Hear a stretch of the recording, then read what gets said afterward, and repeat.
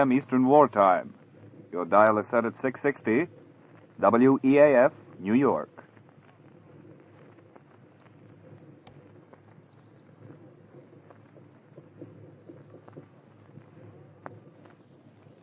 Rinso, R-I-N-S-O, Soapy Rich Rinso presents Boston Blackie, starring Chester Morris.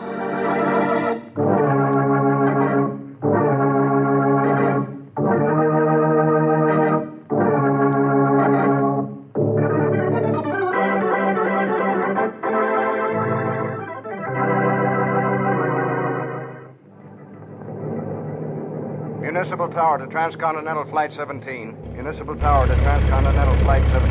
Over. That's us, Tom. Check. Transcontinental Flight 17 to Municipal Tower. Flight 17 to Municipal Tower. Over. Police instructions. Check and see if you have male passenger occupying C24. Passenger occupying C24 wanted by police. Over. Just checking my list, Joe. Yep, we got a man in 24. I'll tell him. Municipal Tower. We have a man in seat 24. The name he's traveling under is John J. Jones. John J. Jones. Maybe that's his right name, but the police want him. They know him as Boston Blackie.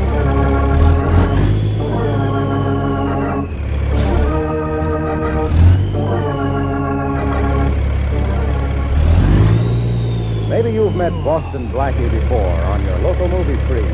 In case some of you haven't, I think you'll soon be fast friends with him. And maybe you've already tried new Soapy Rich Rinso, too. In which case, you don't need me to tell you how good it is. But if you aren't using Rinso now, I can't think of a better time for you to start. Now when summer is here, you certainly don't want to spend hours on wash days scrubbing and spoiling clothes. Well, just keep in mind that Rinso gets out the dirt without hard scrubbing or boiling. A short soaking in Rinso's like such, a few quick finger rubs, and you'll be ready to hang out a Rinso white wall. Try this on your clothesline and see if you don't start whistling while you walk. And now, meet Boston Blackie. Outside the law, he's Blackie, but never does he stray for personal reward. Although the police, and notably Inspector Faraday, find no solace in his motives, and only bewilderment in his ability to carry out their deeds. Meet Chester Morris as Boston Blackie, enemy to those who make him an enemy, friend to those who have them.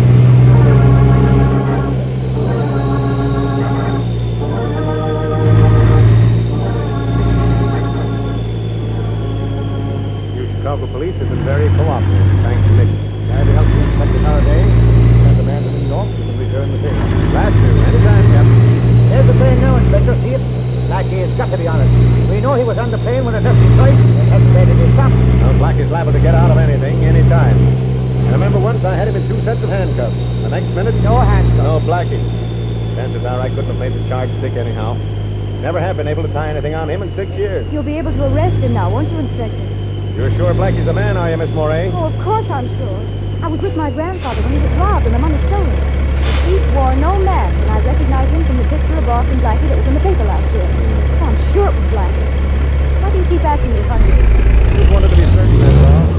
I've been waiting to get a witness to make a form of identification for a long time. Oh, here comes the plane now. If he can have the money with him, I can't wait till I get my hands on it. There's lots of money in this world, Miss Moray. What I can't wait to get my hands on is Boston Blackie.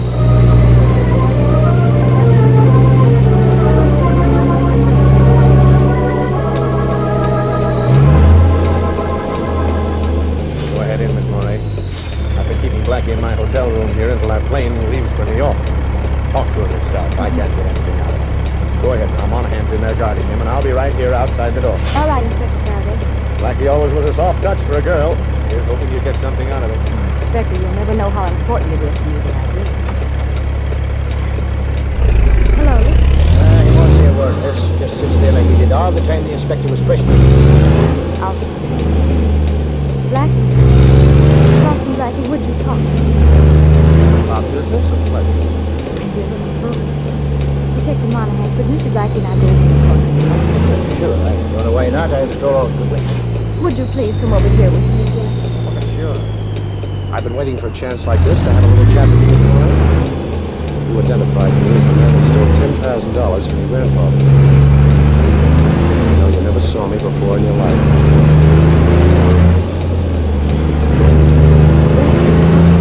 You're in trouble. You had to. Switch on the share the wealth plan. You're the only living.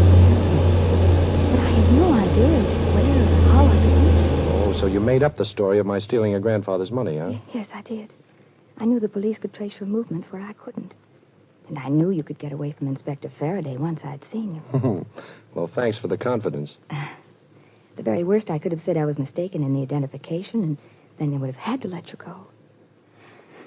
Only by then it would be too late. Say, look, let's get organized. Too late for what? To recover the diamond that was stolen from me. You've got the wrong boy.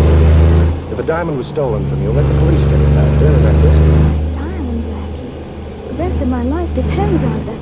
I must have it back. Please help me. Well, with these handcuffs on and 2 New York detectives guarding me, I couldn't be of very much help to anybody.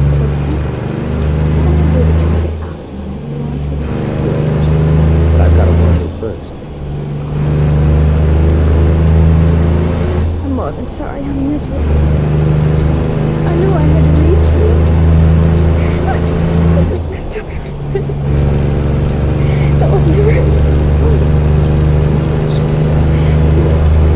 Wipe your eyes, Lisa.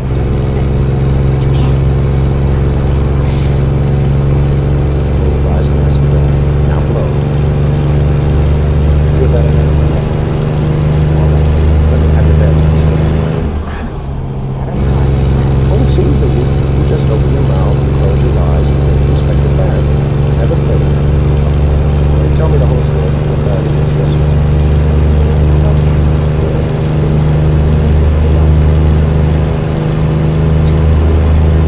Jonathan, huh?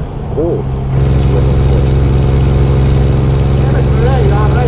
Oh, yes, officer. Thank you. I won't be a minute now.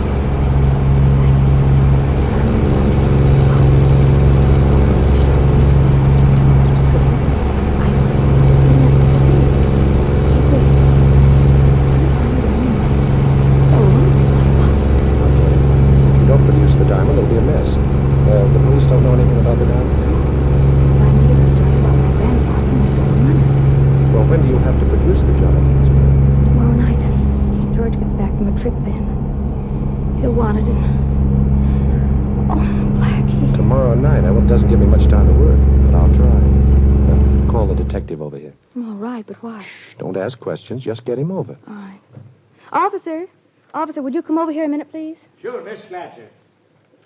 Well, did he tell you anything? No, but I've got something to tell you, Monahan. Indeed, and what's that?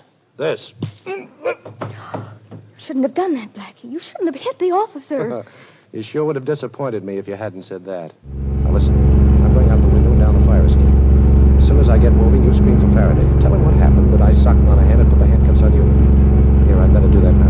Faraday's got the key. He'll open it. There. Now, remember, you finally work this handkerchief from around your mouth and scream. You got that? Blackie, please remember to get me down my marriage. My whole life happened. Okay. Well, I'm going to New York, and I'll do my best. If I get back to Diamond, you get married. You know, I wouldn't be surprised if instead of Boston Blackie, from now on I'm known as Chicago Cupid.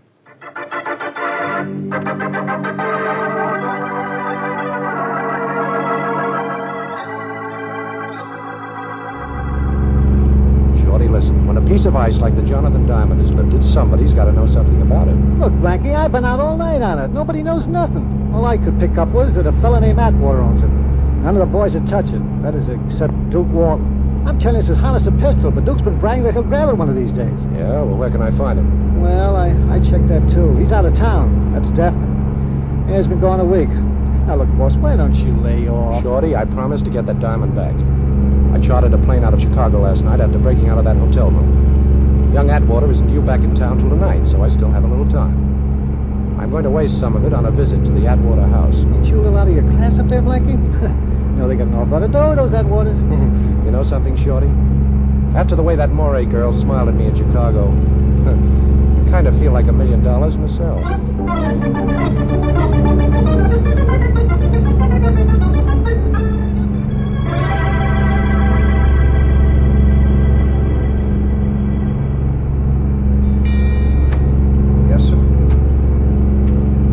see Mr. Atwater. Shall I say he's calling, please? Mr. Jones, Mr. John J. Jones. Mr. Atwater doesn't know me, but you can say it's about his son. About Mr. George Atwater, Jr.? That's right. He's in, sir. Would you like to see him? George is in? Well, I certainly would like to see him. When did he get back? A little while ago, sir. He returned earlier than we expected. Come this way. He's in the library, right here. Shall I announce you? No, thanks. I'll go right in. Very good, sir. Hello there. Mr. Atwater? I'm George Atwater. Who are you? My name is Jones, Mr. Atwater. John J. Jones. I'm a friend of your fiancée's. Oh, a friend of Lee? That's right. And if you don't mind, I'd like to ask you a question. Sure, go ahead. Well, the night before last, when you left Miss Moray, you were a little, Oh, what do you mean, a little? I was a lot. Well, I don't mean to be personal, but did you stop off anywhere on your way home? No, I got a cab and came right home. Mr. Atwater, where do you usually keep the Jonathan Diamond? I don't know what you're driving at, Mr. Jones. Well, we keep it here in the library, in this wall safe. Only it's not here now. Would you open the safe for me, please? Well, now, Mr. Jones, you're a perfect stranger to me, even though you are a friend of Miss Moray's. Well, you could hardly expect... Oh. So, this is a holdup. I'm sorry I had to pull this gun on you, Mr. Atwater, but I want to see that safe. You don't mind if I lock the library door, do you? I do mind, but I don't suppose that matters. Not a bit. There we are. So the Jonathan was kept in the safe, huh? Combination, Mr. Atwater, and keep your hands where I can see them. Sorry, Mr. Jones. I seem to have forgotten the combination. Well, I haven't time to make you remember it. Oh, the safe doesn't look too tough. Come over here where I can watch you while I go to work on it. All right. There's nothing inside the safe, but go ahead. No Quiet. Take that watch off your wrist and put it in your pocket. It's making too much noise. I can't hear the tumblers drop. Come on, take it off. All right. I think I've got the first number. Now for the second one. This box of yours is pretty simple, Mr. Atwater. In fact, it's about the most unsafe safe I ever saw. There, that's the second number, all right? Do you want to be a good boy and tell me the last number? No? Okay, be a bad boy and watch me find it out for myself. There. Now, that ought to do it. I'll try the handle now. Well, made it. My compliments. Save them. Let's take a look in this jewelry box. Oh, so the Jonathan Diamond wasn't in the safe, huh? Well, what's this, then? That's the Jonathan, all right. I meant to leave it at Miss Moray's apartment, but I changed my mind. Open this door! Open it up! Open the door, Mr. Atwater! We're the police! Open up! Faraday, he must have had Shorty watched and trail me here. You don't mind if I close this safe door, do you, Mr. Jones? I want you to be caught with that diamond still in your hand. Well, this seems to be my day for unexpected visitors. Now keep away from that door, Atwater. You don't scare me. I'm going to open it.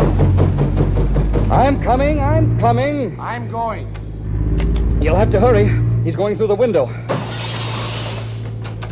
Quick. He's got the Jonathan Diamond. He must still be in the garden. I've got 2 men out there. Maybe I can spot him from here. Come on, Monahan. Blackie! Blackie, stop! And he's got the Jonathan Diamond. At last, Boston Blackie caught red-handed.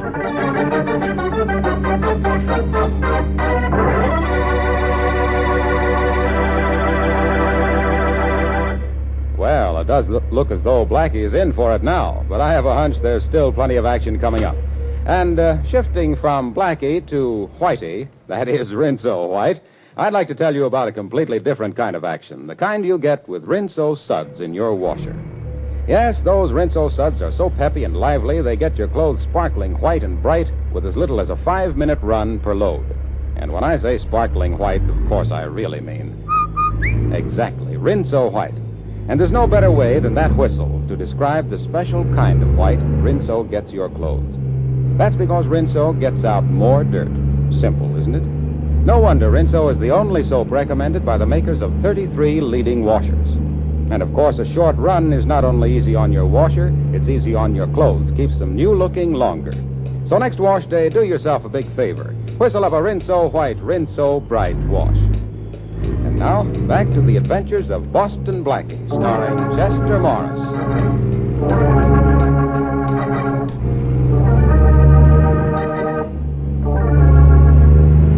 How do you like ourselves, Blackie.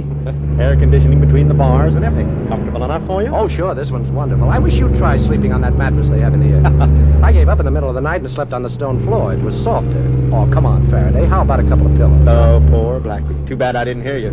I've suddenly gotten very deaf. Isn't that terrible? You've suddenly gotten very deaf, and you've always been very dumb. Oh, very funny, Blackie. Yes, I know. New gag writer. Last one have to go back to kindergarten? Yes, and he told me how much all the other children miss you since you stopped going, Faraday.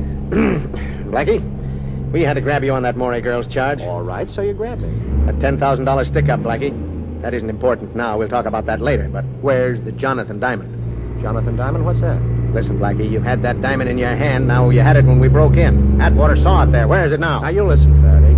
You've got to get me out of here in a couple of hours. You haven't a thing to hold me on. No, breaking into the Atwater house. I broke out of the house, not into it. Now, see if that's a crime, Inspector. You opened the safe in the library and you stole the Jonathan diamond. How about that? Sure I did. Does that safe look forced? Did you find the diamond on me? No to all those things. But we've got George Atwater as a witness. A witness to what? I was calling on him at the suggestion of a mutual friend, Inspector.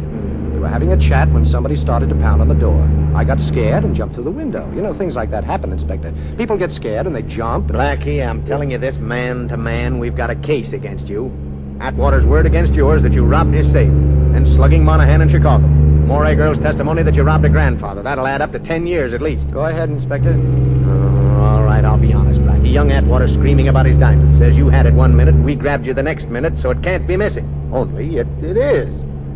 All right, you tell us where you hid it, and I'll get him to drop all charges. I'll even talk to the Moray girl to get her to go easy if you return her dough. Now, how's that? I don't know. Oh, you must have it stashed somewhere. Give me your word of honor to deliver it back to me today, and I'll let you out. Your word's always been good with me, Blackie. Now, come on. Don't you want to get out of jail? Well, I don't know now, Faraday. It's kind of a nice jail. You know, air conditioning between the bars. Blackie, be a good guy. Okay, Faraday. As a favor to you, I'll come out. And you'll have your diamond back 2 hours after I leave you. But I'm not to be bothered during that time by the cops. You understand? Bother? You'll be protected. And thanks a million, Blackie. That's all right, Faraday. I'll get plenty of satisfaction every time I remember you begging me to get out of jail.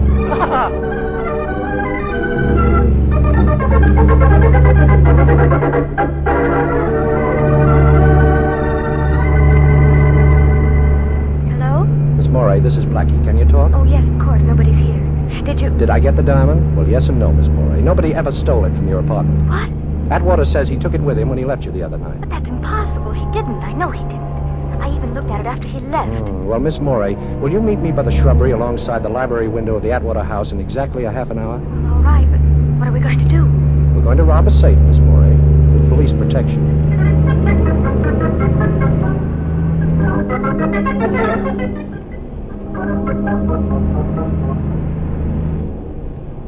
Keep that flashlight steady, Miss Moray, please. If we're lucky, the safe won't be locked. Why not? Because nobody knows I put the diamond back in it when the police pounded on the door. And it was only slammed shut by young Atwater. Well, here it is. There, you see? It's open. And here's the box that holds the Jonathan diamond.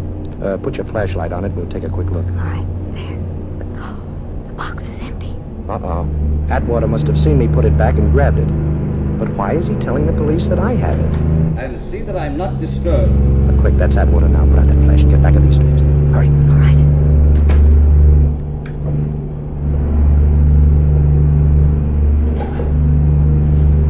7, 6, 9. What are you doing, Blackie? I'm counting the clicks on the dial. 7, 3, 4, 2. Got it. Hello. This is George Atwater. I got your message, but why did you call me here after I don't care about that. We made a deal. I don't owe you a dime anymore, and you got what you want. You have to expect it to be hot for a while. And look, remember this. I'm washed up with you and that crooked roulette wheel of yours. We're all square. And if you call me here again, I'll turn you over to the police. Yes. If I hear of anybody who wants to buy it, I'll let you know. You what? Don't be foolish. Who'd believe that? Goodbye.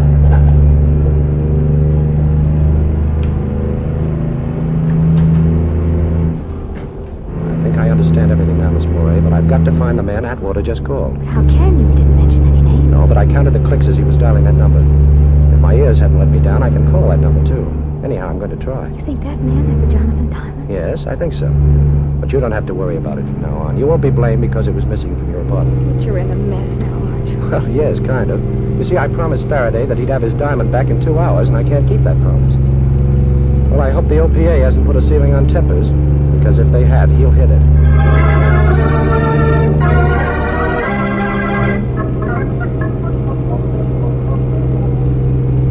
No, police headquarters. Inspector Faraday, please. Just a minute. Faraday speaking. This is Blackie, Faraday. Your time's up, Blackie. Have you got the Jonathan diamond? Well, no, Inspector, I haven't. You're stalling. Now, Blackie, you've crossed me for the last time. I'm going to have a dragman out that'll have you down here before you know it, and you're going to stay in jail this Yeah, time. but, Inspector, listen, You wouldn't listen, Shorty. I've got to work extra fast now. Gee, Blackie, look, if there's anything Hold it, Shorty. I'm going to try that number Atwater called.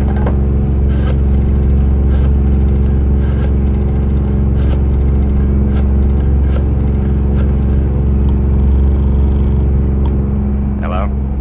Hello, Atwater told me to call you. Yeah? Who's this? I've got cash I'd like to trade in for something you've got. Atwater says that... Atwater says, huh? Okay. I'm in an old house, 632 West 100th Street. First door on the right as you come in. Get here fast and we'll talk business. Okay, bye. Worked, eh, Blackie? I don't know. It's a little too easy. Come on, Shorty, we're going up there to get Faraday his diamond. Unless his dragnet gets me first.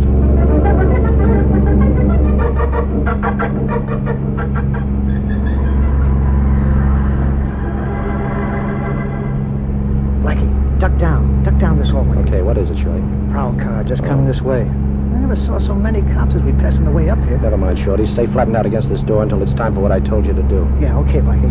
But, who really stole the Jonathan diamond? Nobody stole it, Shorty.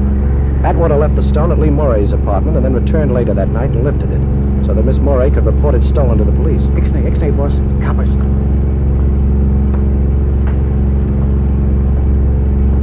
Okay, now. Look, boss, why did Atwater want the dame reported? So he wouldn't be involved. This guy I called up, the one who lives in this building, has something on Atwater and wanted the diamond as his price for clamming up. Atwater had to get it for him, see? Oh, yeah, I get it. He stashed it in his own safe until he could reach this guy and turn it over to him. Only you opened the safe before he could do it. And he had to figure out a new story, huh, boss? Sure. All he had to tell the cops then is that he was afraid that Jonathan wouldn't be safe at the girl's apartment and that he went back in to get it. Oh. I thought it was pretty cute when I put the diamond back in the safe, but Atwater must have seen me. Well, wish me luck, Shorty. And don't forget what I told you to do. Yeah, okay, boss. Quick, come on, it's okay now. So long.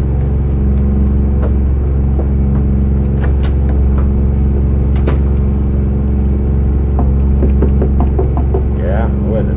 I called you a little while ago. Okay. Open up. Okay. Well, Duke Walton. Put that gun down, Duke. You and I can make a deal. Think so? Sure. Blackie, you're not as cute as you thought.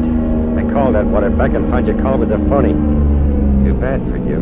Now I gotta bump you. Wait a minute, Duke. I'm gonna wait a couple of minutes, Blackie. Some friends of mine are coming over with a car to take you on a little trip. Now sit down in that chair and put your arms behind your back. Go on, I ain't the patient type. Okay, Duke. How's that? That's better. Now I'm gonna tie you up nice and pretty like that. How do you like it? Too tight for your pretty hands to be tied? Well, yes, if you really want to know. I don't. Give it an extra yank just to make sure. Hey, Duke. Huh? Duke, look under the door. That's smoke. Where? Hey, that's right. Well, that makes things easier. This joint's a fire trap. I'll scram out of here and leave you tied up, Blackie. Blackie, I guess it was just one under a lucky star. Maybe. Don't forget, Duke, sometimes stars have a habit of falling. Yeah, okay, so I'm ducking right out of here. Fire! The whole building's on fire! Come on, get out of here! That does it. So long, Blackie. Me and the Jonathan Diamond are getting out of here, and both of us are nice and safe, which is more than I can say for you, pal. Wait a minute, Duke. I've got a proposition. Sure, but I got a date. Now, you just trying to bust him ropes, boy. Maybe the file will bring him through for you, huh? Hey, you did it. How'd you get out of them ropes? Never mind, ain't gonna do you any good. Oh, yes, it is, Duke.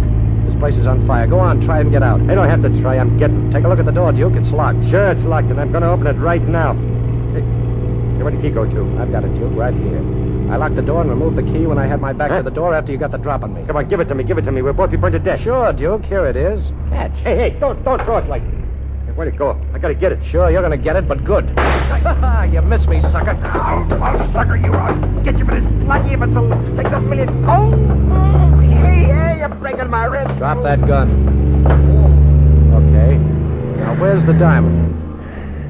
Never mind the diamond, Blackie. The fire will both be trapped. Well, there's no fire, sucker. Huh? My pal Shorty burned some papers in the hall and pounded on the door. Wait. Now, give her that diamond.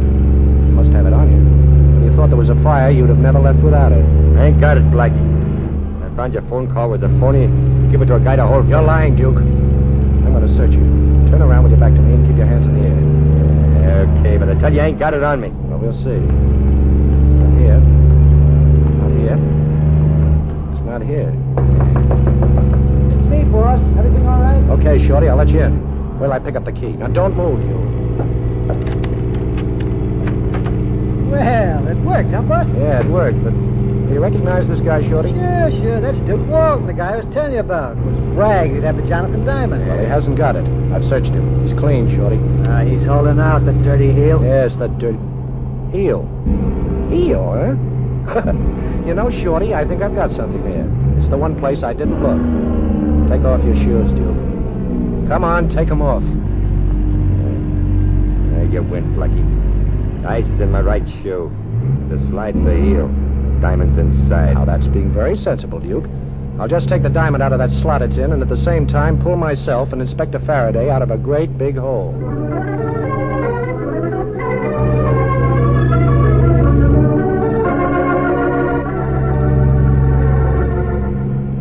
Well, it's bargain day, Faraday. You've got your diamond and I've got Miss Morey. Right, honey? Well, for a while, Blackie. Then I've got to go back home to Wisconsin. Oh, well, can we go now, Inspector? Okay, Blackie. Go ahead, beat it. You're in the clear. Only remember this. You make one slip, Blackie, and as sure as my name is Faraday, I'll be on your neck. You'll be on my neck, huh? Okay, Inspector, but before Miss Morey leaves for Wisconsin, I hope I'll have her there for a little while first.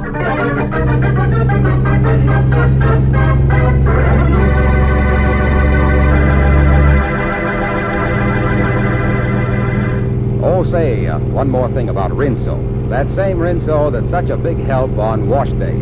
I'd just like to add that it's also a mighty big help 3 times every day at dishwashing time. Even your greasiest roaster is a cinch to wash in those rich Rinso suds.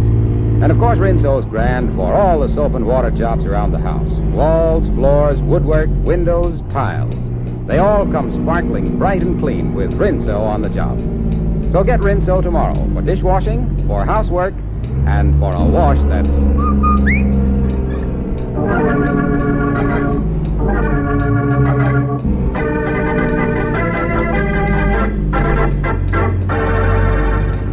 And now a glimpse at next week's adventure of Boston Blackie.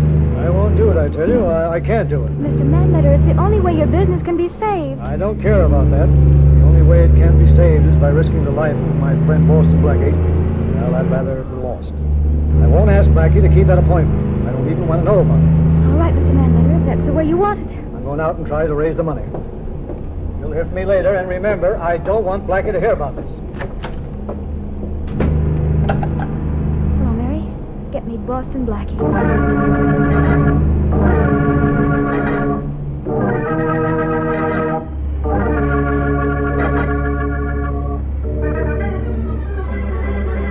Be sure to listen at this same time next week for another exciting adventure with Boston Blackie, starring Chester Morris with Richard Lane as Inspector Faraday.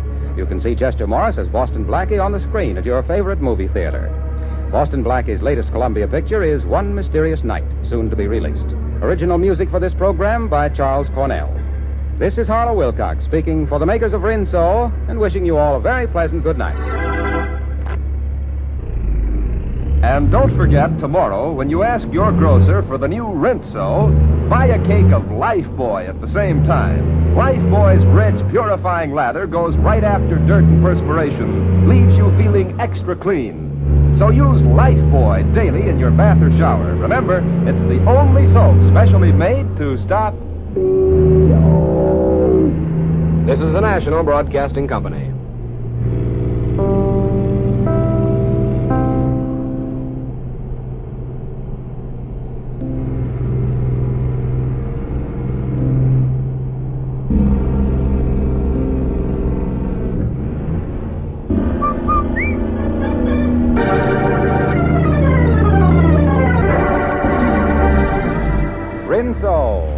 WINSO, Soapy Rich Rinso presents Boston Blackie, starring Chester Morris.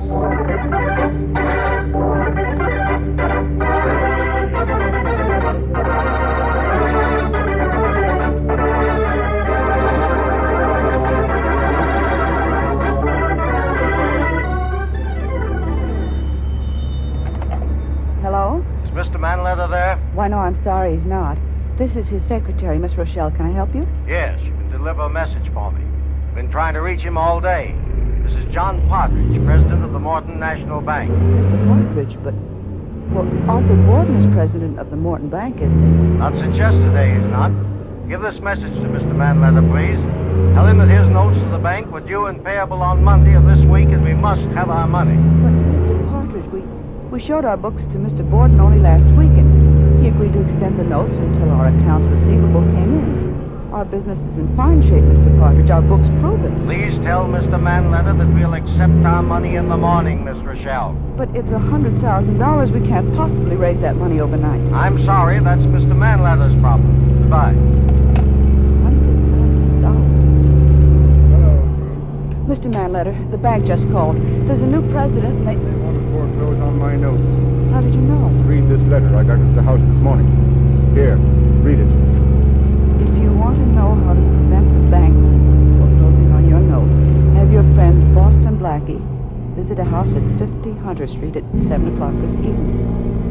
Signed a friend. Mr. Manletter, what does that mean? I don't know. I can't see any connection between the bank and Blackie.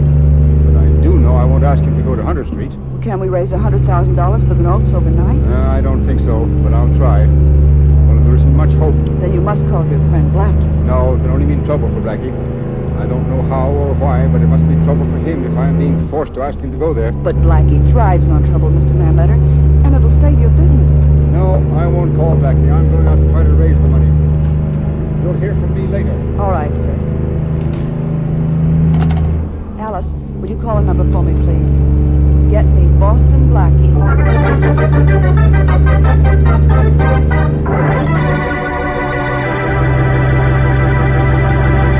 Get me Boston Blackie. 4 words that the weak use to call their champion. You know, some expressions seem so natural and right, we use them all the time without even thinking, like ruby red and sky blue and so on. Well, what I get a particular kick out of is the fact that we've added a new one to the nation's vocabulary. Yes, I hear tell that nowadays you ladies say Rinso white when you want to talk about really white clothes. Of course, there's a mighty good reason why Rinso gets your clothes so white. Rinso's soapy rich suds won't take no for an answer from dirt.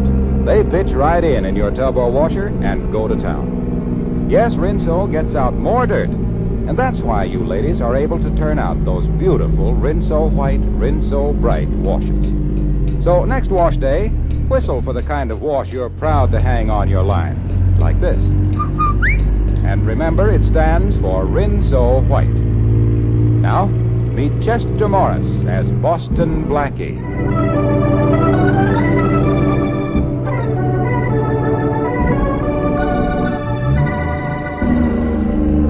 Tell me, Blackie, which one of these girls do you like best? Come on, take a look at their pictures. Come on, will you? All right, Shorty. I'll judge your personal beauty contest for you. Now, this blonde here... Yeah. Hold it, Shorty. I'll get the phone. Hello? Blackie? Yes. Blackie, this is Jean. I had to call you. Mr. Manletter's in terrible trouble. Hey, come on, will you, Blackie? Come on, get off that phone. I gotta know about this redhead. Lay off, Shorty. What is it, Gene? What's the matter with Arthur? The bank called an hour ago. I've been trying since then to reach you. They're going to take over the business if Arthur doesn't redeem his notes for $100,000 by tomorrow morning. Well, they can't do that, Gene. Yes, they can. The notes are overdue. Hey, boss, what about this brunette? Now, come on, will you? Quiet. Not you, Gene. Look, honey, I haven't anywhere near $100,000, and I wouldn't know where to go to get it by tomorrow morning. I didn't expect you would, Blackie, but Mr. Manletter received a message saying that if you come to 50 Hunter Street at 7 o'clock tonight, the notes will be renewed. If I go to 50 Hunter Street, well, what does that mean? I don't know, Blackie. But if I show up, they'll renew? That's what the note says. Mr. Manletter knew you'd be in some kind of danger if you went, and he wouldn't ask you. Oh, don't worry, chick. You'll hear from me. Bye. So you finally got done. Now, come on, help me. Look at it. See, I got 50 pictures here. Pick out the one I should print up on my wall. I can't do anything about your pin-up problem now, Shorty. I've got something at 50 Hunter Street that I've got to pin down.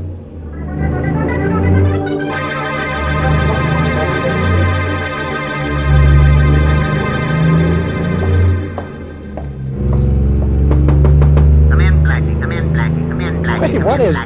this? Sounds like a record. Hey, you behind that desk. You in the mask. What is this? Come on, talk. First of all, Boston Blackie, don't try anything foolish. There's one of my men behind you with a gun. And now that you've turned around to see, let me tell you that you are listening to this recording which I made.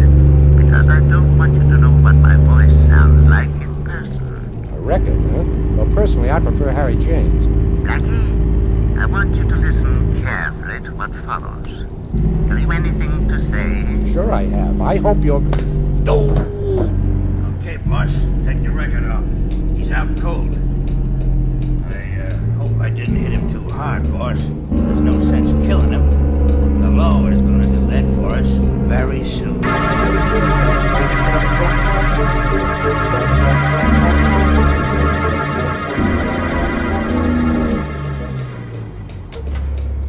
Gee, Blackie, where you been? I've been having pups. Well, I hope they look like their mother. Well, I'm back, Shorty, only I'm not the same guy. You should have had your head examined for going down to that Hunter Street joint. Yes, I had it cracked. That's worse. Take a look at this, Shorty. A bullet hole? Yeah. In your coat pocket. Who'd you shoot, Blackie? I didn't shoot anybody, Shorty. Somebody slugged me, and when I woke up, my gun was gone, and this hole was in my pocket. I must have been out for hours. It's almost 11 o'clock. I called Jean, and she told me the bank renewed Manletter's notes the minute I showed up at the Hunter Street place. Somebody sure took an awful crack at you, eh, Blackie? Yeah, it's more than that, Shorty. Only how much more and exactly what, I don't know. Get my robe, will you, please? Yeah, sure, boss. Give me your coat and I'll hang it over this here chair. Well, here it is. Blackie, what do you make of this business this afternoon? I don't make it. It's got me stumped. Yeah, me too. Well, here's your robe. Thanks. I think I'll lie down and relax for half an hour. Would you mind fixing me some coffee, Oh, Shorty? sure. Have it for you in just a minute, boss. Thanks. Hello, Blackie. Glad to see me? Well, Inspector Faraday, of course I'm glad to see you. Which goes to prove how easy I am to please. Very funny. Well, Blackie, I think you overdid it this afternoon. Well, my head sure feels like I did. That isn't what I mean. Did you ever hear of a private detective named Fred Viswell? That crooked Shamus? Yeah? Oh, sure, I've heard of him. And he's heard of me, too, Faraday.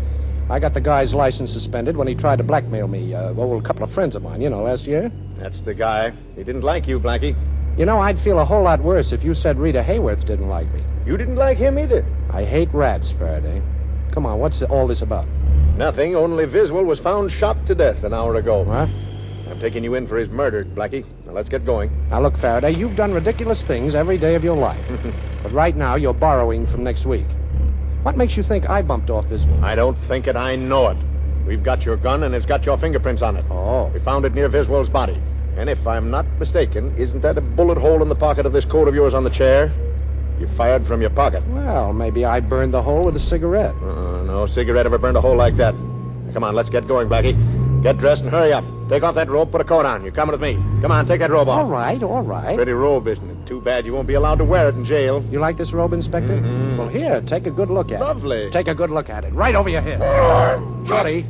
Yeah, I'm right here, boss. I was waiting for a signal from him before I counted. Well, help me tie him up, Shorty. We'll use the cord from the rope. Now, quiet, Inspector, quiet. Don't you know it's impolite to talk with your mouth full? You'll be tied up like a chicken in just a little minute now. Well, I know what the score is now, Shorty.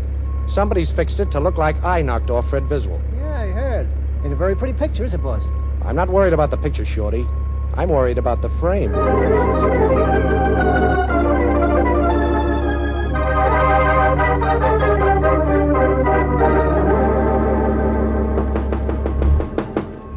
Who is it? Who's there? Let me in, Jean. Hurry. It's Blackie. Blackie? Oh, thanks. I'm sorry about coming to your apartment at this hour, Jean, but I couldn't reach you on the telephone. Well, they closed the downstairs switchboard at midnight. Oh. What is it, Blackie? What's wrong? I need information, Jean. I need all you know or can remember. There's some connection between a private detective named Fred Viswell and somebody at the Morton National Bank. Now, who was it that spoke to you on the telephone? The new president. Oh. His name is John Partridge. Well, that's the man I'm going to see. Faraday's on my trail again, Jean, and I've got to clear myself. Oh, you'll never be able to get into the bank to see Partridge, especially if Faraday has a dragnet out for you. As soon as you show up, they'll throw you in jail. Oh, and don't worry. I'll figure out a way to get in to see him. But if I don't get anywhere with Partridge, I'm a dead duck. Good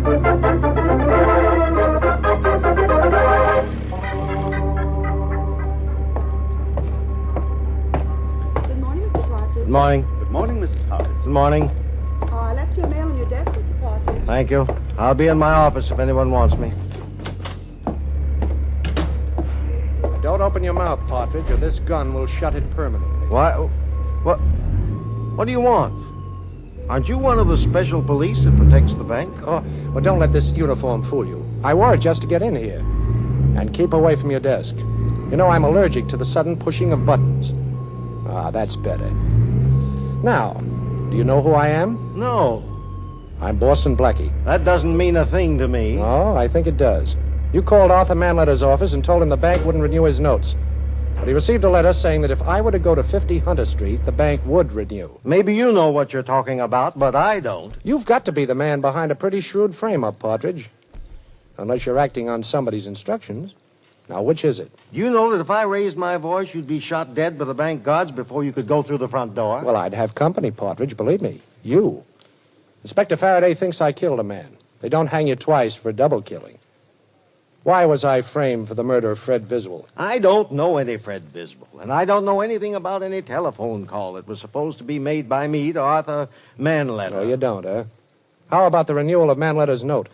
There never was any question about renewing Manletter's note. His credit is excellent. The note was renewed by me personally at 10 o'clock yesterday morning with a notary attesting to the time. And that was certainly long before my alleged phone call. Oh, you played it cozy, huh? You knew Manletter would call me, so you bluffed him. How long are you going to make me stand here? Can't you see there's nothing I know that can help you? Why don't you go? I will. I've got another stop to make. But the minute I leave this office, you'll call for help, of course. Of course. Oh, but you're not going to. You know, the only way you can do any calling, Partridge, is to talk in your sleep.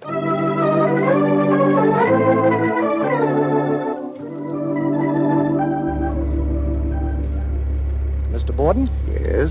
I'm sorry to disturb you at your home. My name is Boston Blackie. How do you do, Mr. Blackie? I came up here to see you, Mr. Borden, about your bank. You mean about what used to be my bank? I'm sorry. Who decided to replace you as president? The board of directors. Oh, and was it done suddenly? Yes, very. Uh-huh. And where did John Partridge come from? I don't know. He'd been on our board of directors only a short while. Oh. I'm an old man, Blackie. The loss of my bank was a blow to me. Everything came so suddenly, I haven't gotten used to not being there anymore. Will you forgive me if I'd rather not talk about it? Oh, I understand, Mr. Borden. I'm going to try to get your bank back for you, but I need some help.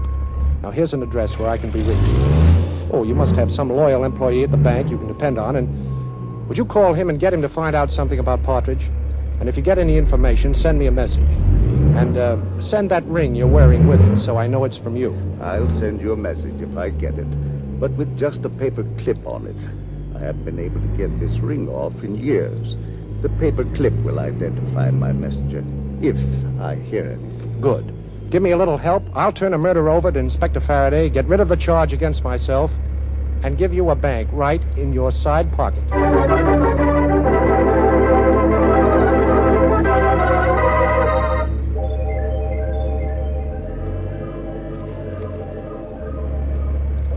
We've got to stay down here at my waterfront hideout during the day, Shorty.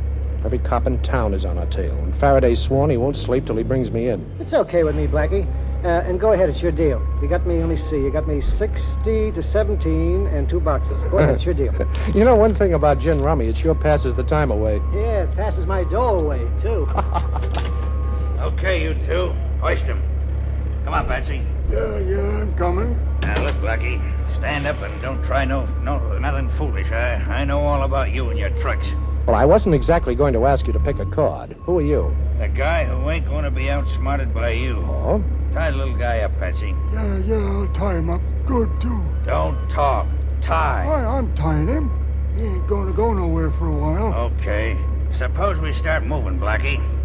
You ready, Patsy? Yeah, I'm ready, Mug. Well, of course, don't anybody ask me. You're ready, Blackie. But you don't know for what. Now start moving. Oh, this is a ride, huh? Okay. One way? Oh, I wouldn't say that, Blackie. We're coming back, Patsy and me.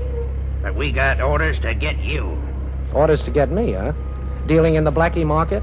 You'll strain an arm reaching for jokes like that, Blackie. I thought that was rather clever, isn't But it? you might as well know something. Yeah? We ain't taking you on any gang ride. We're turning you over to the cops. Yeah, I'll bet. A couple of hoods like you wouldn't go within 2 miles of headquarters. I guarantee Faraday's got charges hanging over both you guys. Maybe. Only he'll be so glad to see you, he won't be able to think straight. All right, let's get moving, Blackie. And remember, I'm the guy that's got the gun on you. Okay, Mug. But take my word for it, someday you're going to beg me to forget that.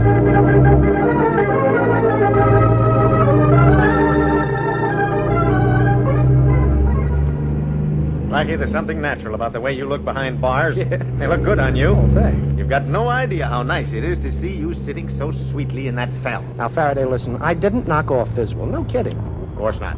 And you didn't throw your bathrobe over my head and tie me up either, did you, Blackie? Well, yes, I did do that, Faraday. You know I did. But I did it to help you. Oh, this is going to be good. Now, tell me how. Well, somebody knocked off Fred Viswell. Your job is to catch murderers, Faraday. I had to be free to help you, see? Blackie, you should have been a lawyer. Thanks. Only you're overlooking a slight something. Your gun. Your pretty little gun. With your fingerprints on it. And a slug from it in Viswell's head and the bullet hole in your coat pocket. Nobody else killed Viswell, Blackie. You've got no alibi. You hated the guy and your gun did the job. Looks like kind of a perfect job to me. This is a frame-up, Faraday. Now, you've got to do something you've never done before. Oh, what? Use your head. Look, you're in jail, Blackie, and you tell me to use my head. Don't you think this is a spot where you should use yours?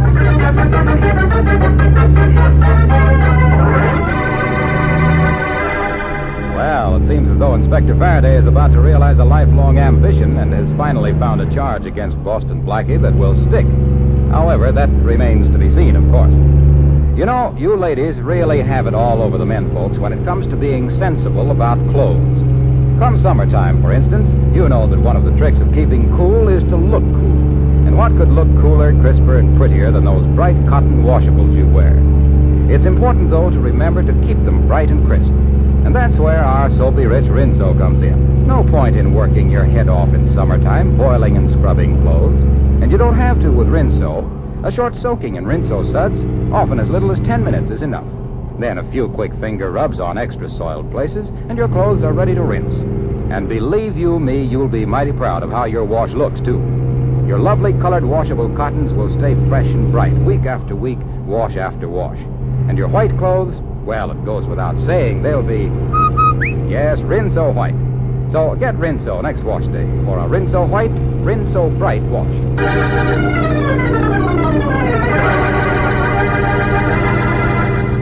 And now back to Boston Blackie, starring Chester Morris. Blackie is in jail. Inspector Faraday knows that it was Blackie's gun that killed Fred Viswell, and Blackie can't clear himself while he's in prison. Into the cell block where Blackie is being kept walks a young lady. The policeman at the end of the corridor said I could come in and talk to all the other policemen in the whole jail, and you're the other policeman, so I thought I'd come over and talk to you. All right, miss. But about what? About the ball, of course. Everybody knows about the ball. What ball? The ball we're giving.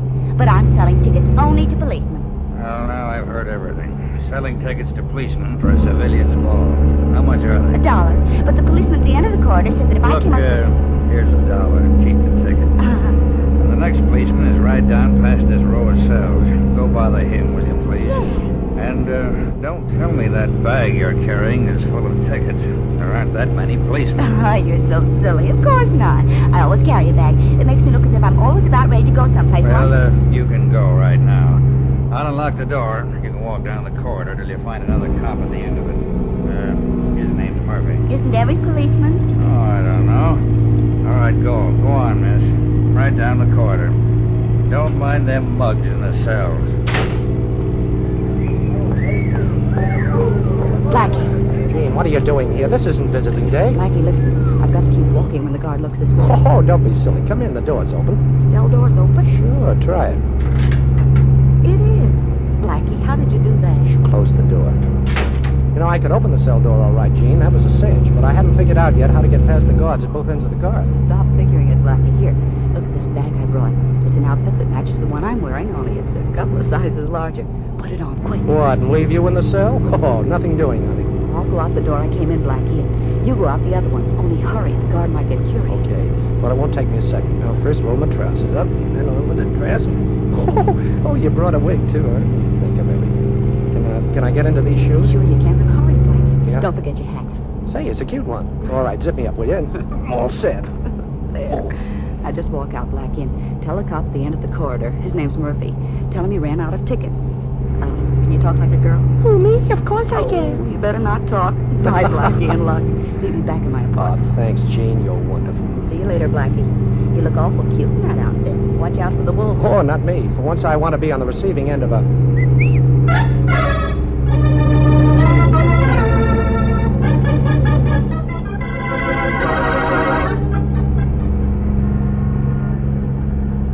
This is the house, Shorty. 50 Hunter Street. I don't know what I'd expect to find here, but let's go in. Why, boss? Well, maybe I can pick up something inside that'll give me a clue to that masked man. You see any lights? No. Nope, there ain't any but. Okay, now don't hit your flashlight till we close the street door. Oh, what kind of a lock is this? I don't know. But if you're working on it, it's an easy lock. I'll guarantee that. No, Shorty, it's an open lock. Come on in. Shh, quiet. Hit your flash, Shorty. Right. Yeah, this is the room where I got caught. The masked guy sat right over there facing me with his hands folded on that table, and he... Shorty. What happened? I know now who the masked guy was, Shorty. Yeah? I'm going to straighten out this whole mess. Wait till I look up a number in this phone book. Let's see. Who are you calling, Blackie? I'm calling the murderer of Fred Biswell. Wait a minute. Yeah, here it is. So now let's hope I sound like the mug. Hey, boss, this is a mug. Come right down to Hunter Street house. I got Blackie here. He's Hoyt. Oh, you want to talk to him? Okay. Talk to the boss, Blackie, or you get it again. Here, take the phone. So you're the boss, huh? Well, what am I supposed to do, applaud? Give me that phone, Blackie. Okay, boss. Yeah. Yeah, that sure is Blackie, huh? Oh, you'll be right down? Good work, eh? Good. Yeah. What a swell. Okay, Shorty, now you beat it. I'm staying right here, and I'm handling this alone. But I have a job for you when you get outside. Okay, boss. It may decide who dies for the murder of Fred Biswell. And just between us, I'd rather it wasn't me.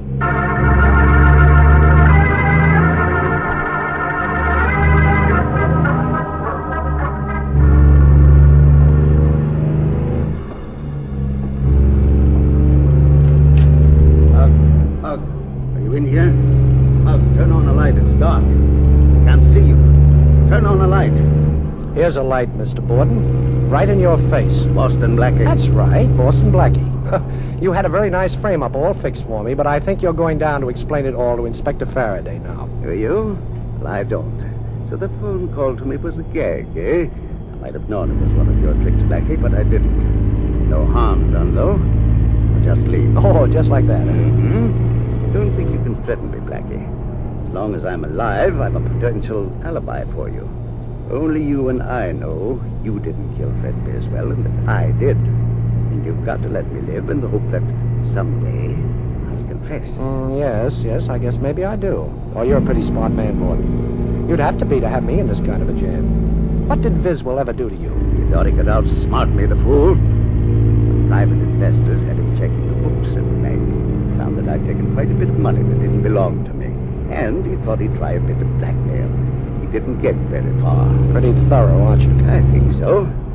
How did you know I was the masked man, Blackie? Well, two ways, Borden. Yes? One was the fact that I gave you the address of my waterfront hideout, and later your hoods paid me a visit down there. You were the only one that had that address.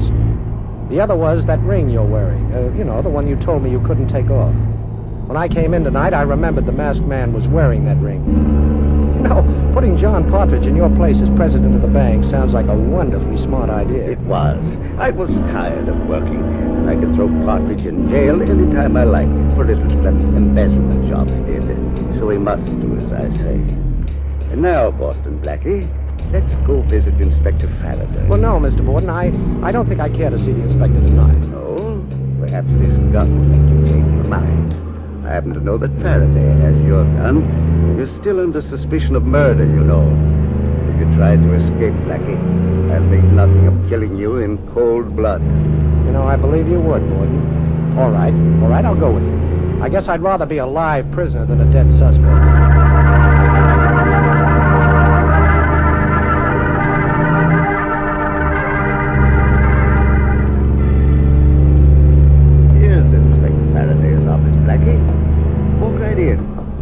Go on.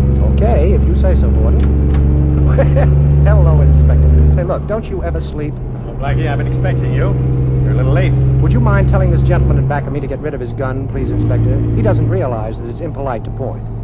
His name is Arthur Borden. Okay, Mr. Borden, I'll take that gun. Certainly. Here you are. Well, looks like I've got a first-rate murder suspect right here in this room.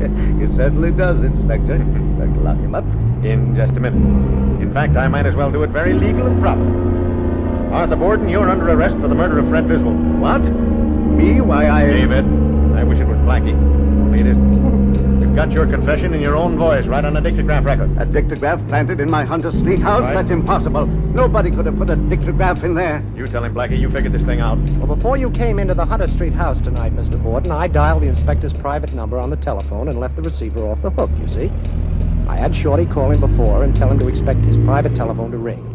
All the while you were telling me how perfectly you would frame me, the inspector was listening on this end. Yeah, not only listening, but having the whole thing taken down on a record. Say, Inspector, I did you a favor, didn't I, by turning up Biswell's murderer? You did yourself a bigger favor. But what's on your mind? Well, I'll tell you, Inspector. Shorty told me you have Jean Rochelle booked here. You said it, Blackie. She helped you escape from jail. Well, maybe she did. But if she did, I brought you in a murderer. So you certainly owe her a favor, too, right? Well, maybe. What do you expect me to do? Let her go? Sure. You've held her long enough. Now it's my turn.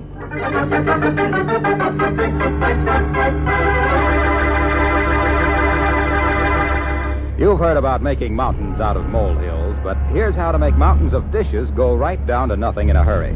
You put some Rinso in your dishpan, and up go the suds. Plenty of thick suds from surprisingly little Rinso. And down goes that stack of dishes in practically no time. Yes, dishwashing is a mighty easy, simple job with Rinso helping out. China, silver, glassware, they're all shining brightly in a jiffy with Rinso's soapy-rich suds on the job. Why, even your pots and pans come clean easily when Rinso gets to work. Use Rinso, too, for all the soap and water jobs around the house. It's swell.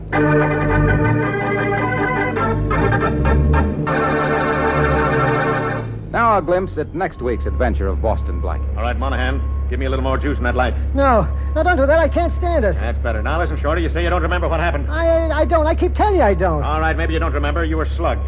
Now, we don't want to know anything except one thing. Now, think hard, Shorty. Who was the last person you saw or talked to before you were slugged? Now, that's all we want to know. I'm thinking, Inspector, honest. I'm dizzy trying to think. I don't know. I just don't know. Hey, wait a minute. Oh, yeah, I remember now. The last person I talked to before I got conked was Boston Blackie.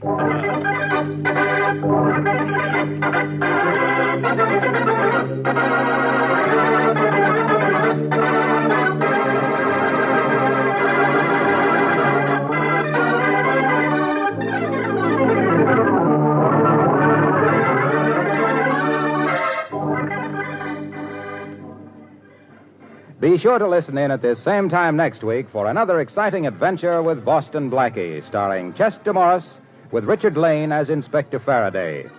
You can see Chester Morris as Boston Blackie at your favorite movie theater. Boston Blackie's latest Columbia picture is One Mysterious Night, soon to be released. Original music for the program was by Charles Cornell. This is Harlow Wilcox speaking for the makers of Rinso and wishing you all a very pleasant good night.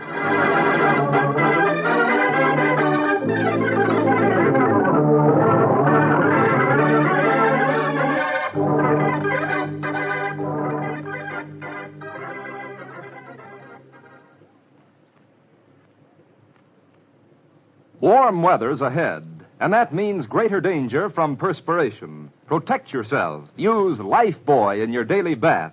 You know, of 7 leading brands, Lifebuoy gives you the most soap for your money. And its rich, purifying Lifebuoy lather agrees with your skin. And don't forget, Lifebuoy is the only soap especially made to stop B.O. This is the National Broadcasting Company.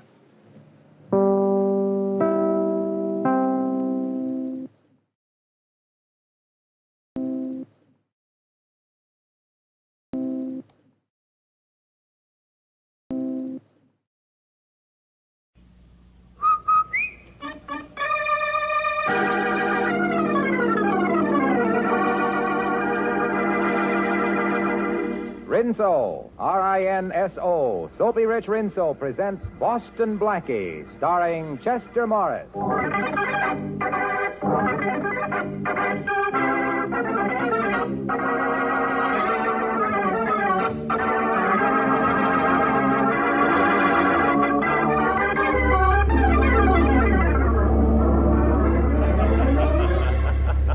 are you reading, Chief, little Abner?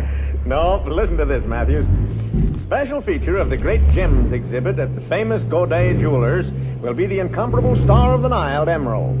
One of the most precious gems in the world. So precious that George Stevens, vice president of Godet's, is personally bringing the star to Chicago from Chicago to New York. I don't get the joke, Chief. Sure you don't, because you don't know that Boston Blackie's on the same train with George Stevens. But, Chief, I don't get it. Well, if I know my Boston Blackie, and to my great sorrow I do, he won't be able to resist a little gadget worth a cool $200,000. I still don't see what's funny.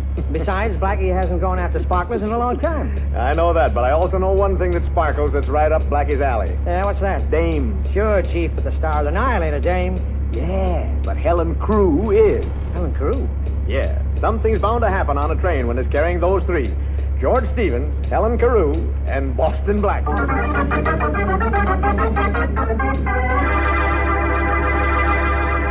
Well, nobody has to lead Blackie to adventure because somehow adventure always seems to seek him out.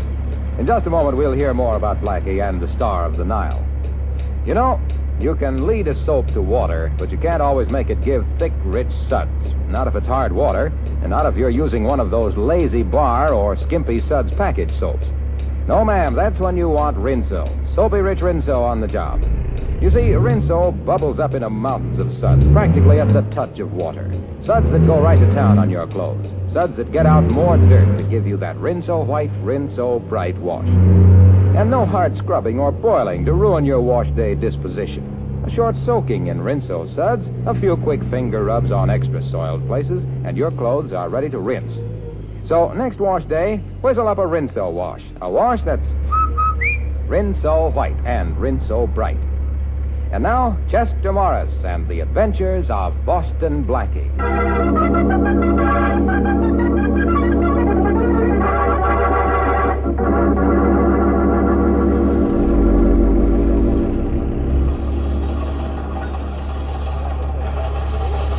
It's obvious that an international bank should be established for reconstruction. At the United Nations Monetary and Financial Conference held at Bretton Woods, certain preliminary steps were taken. However, it is only the beginning. Oh, I says when you realize that the International Monetary Fund will total around $8.5 billion. But that's only the beginning. Yes, well, a small beginning. You know, I get kind of mixed up when I start counting over 850. Oh, young man, we'll all have to learn how to count in millions and billions in the post-war world. Well, that's very interesting. Oh, here you are, Stuart. I'd like some dessert. You take this seat, miss. Oh, thank you. Never mind the dessert, Stuart. Well, I'm finished. Wouldn't you rather have this chair by the window? Thank you. And good day to you, young man. Thanks for your company. Well, thanks to you for the tip on the international monetary situation. I can't wait to use it. Very interesting man. And very distinguished looking, too. Who is he? I don't know, but he's awfully good at counting. Is it all right if we talk? Why not? You see, my mother never told me not to talk to strangers on a train. I like your mother. Very intelligent woman. Well, I'm no isolationist. But to make it proper, my name is Helen Carew. Oh, and mine is Boston Blackie. I've heard that name somewhere. Are you a baseball player? No, why? Do you like baseball? No, not particularly. Well, why did you bring up the subject? Oh, just to make conversation. Fine. Let's talk about you. All right, look. I'm a very pleased young lady on a train between Chicago and New York. Why are you pleased? Because I didn't expect conversation with my dinner. Well, do you realize that the International Monetary Fund will total about $8.5 billion this year? No. Yes. You see? Uh-oh, it's back again. Excuse me, I've lost something. It can't be that $8.5 billion. No, it was a chamois pouch. I don't see it. Wait. Oh, I'd better get out of the way. It isn't here. Well, pardon me, sir. What did you lose? This is terrible, terrible. Waiter! Oh, it sounds important. Young man, you have no idea how important. That pouch was worth $200,000. That's a lot of money to be carrying around. It wasn't money. It was an emerald. One of the most valuable gems in the world, the Star of the Nile. What a pretty name.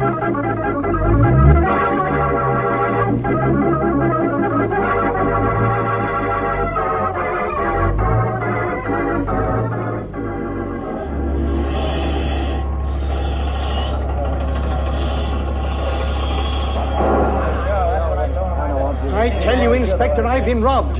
It was sometime during the dinner hour. The Star of the Nile is missing. Okay, Mr. Stevens, I got that much from the telegram the conductor sent. Now, we'll search every passenger on the train if we have to, so calm down. Now, you say you thought you left it in the diner. Were you alone? No, a young man joined me for dinner, and then later, just before I left, a young lady was seated at our table. Mm-hmm. Friends of yours? Oh, no, just the people one meets on a train. Now, this young man, what was he like? Well, he was a clean-cut-looking chap with dark hair, a good build, nice smile. I'm not a bit surprised. And the young lady? Oh, quite attractive. As a matter of fact, the young man seemed rather taken with her. Well, Mr. Stevens, I don't think you have to worry about your Star of the Nile. I might even say the situation is well in hand. Matthew should be here any moment now with the man we're looking for.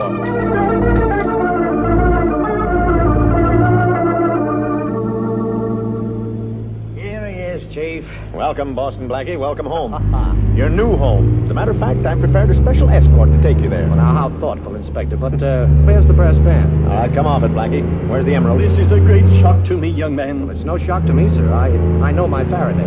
He never fails. He never fails to be dead wrong. I'm sorry to disappoint you, Blackie. But you were in the diner with Mr. Stevens when the emerald disappeared. Mr. Stevens? I didn't even know that was his name. Oh, now, Blackie, as if you didn't know that Mr. Stevens was vice president of Goday's and that he was carrying the Star of the Nile to New York. As if you didn't read the papers. Of course I read the papers, Inspector, but I was a little more interested in the fact that we'd just taken Cannes and Saipan. Okay. Now, you can tell me all about that at headquarters. Come on, Blackie. Now, look, Faraday, do you mind if I talk this over with Mr. Stevens? Whatever you have to say, you stay at headquarters. Come on. I'll be in touch with you, Inspector. Thanks again. Now, about that brass band, Blackie, I'll arrange to have one when we send you up the river. Oh, yes. Yes, my Uncle Faraday always brings the town car to meet me. Uncle Faraday, my aunt. Well, your Uncle Faraday must have a lot of influence. I wonder when the police are going to let the rest of us off the train. Well, Miss Carew, I'll see if I can use my influence. You see, he happens to be the police. Oh, Uncle, meet Miss Carew. How do you do, Mr. Pleased to meet you. I hope this fellow hasn't taken you in, too. Oh, no, Mr. Faraday. On the contrary, he's been very nice to me. Yeah, that's Blackie. Well, you might as well know, Miss Carew. He's being charged with the theft of the Star of the Nile. But that's impossible. Impossible? What do you mean, Miss Carew? Well, I was at the table when Mr. Stevens discovered his loss, and I'm sure that Mr. Blackie had nothing whatever to do with it. You haven't known him as long as I have, Miss Carew. You mean to tell me that Boston Blackie didn't do it? That's exactly what I mean. Well, thanks, Miss Carew, for telling the inspector something that he should have known. He usually goes the long way around. You helped him find the shortcut. Oh, you haven't gone yet, Inspector. No, I'm afraid we'll have to begin all over again, Mr. Stevens. What do you mean? Well, Miss Carew here has a strong alibi for Blackie, and I'm still looking for a loophole, but under the circumstances, I'm afraid I can't hold him. But you're going to do something about it, aren't you, Inspector? Well, after all, you were sure that the emerald must still be on the train. Well, that's right, Mr. Stevens, it is. That's what I tried to tell you before the inspector shut me up. Oh, so you know. Well, come on, Blackie, where is it? I didn't say I knew where. Mr. Stevens, you're rather absent-minded, aren't you? Absent-minded? Why, no. Well, perhaps I'm jumping to conclusions, but, of course, if you remember, you left the diner without paying your bill. I did? Oh, not that I minded buying your dinner, Mr. Stevens, but it occurred to me that if you were absent-minded enough to forget your dinner check, you also might have forgotten something else. How could I forget the Star of the Nile? I put it in my vest pocket just before I went into the diner. Oh, are you sure you put it in your vest pocket, Mr. Stevens? Yes. You know, all during dinner, I was envying you, Mr. Stevens. I really was. You looked so cool and comfortable in that sport jacket you were wearing. And you weren't wearing a vest, Mr. Stevens. I wasn't? Well, that's absurd. Now, wait a minute. Oh, what's going on here? Vest, sports jacket. Come on, Blackie. Don't you remember, Mr. Stevens? Let me think. I lay down and took a nap just before dinner, and I got up and dressed, and by George, you're right. The emerald must be in the vest that I packed in my suitcase. Oh, Inspector, I'm terribly sorry to have caused you all this trouble, and you, young man, and young lady. Oh, thank you. Thank you very much. Well, how do you like that? You seem to be disappointed, Mr. Stevens. Yeah. You know, if Boston Blackie can sit next to a guy in a train that's got something worth $200 grand and not do something about it, I guess it's time I turned in my bag. Well, you should have thought of that before, Inspector. Yeah. Just think. By now, you could have had a cottage, a couple of cows, a victory garden, instead of that pet ulcer of yours. By the way, what do you call it? Boston Blackie. What else? Why, Inspector, how sweet of you. Naming your first one after me.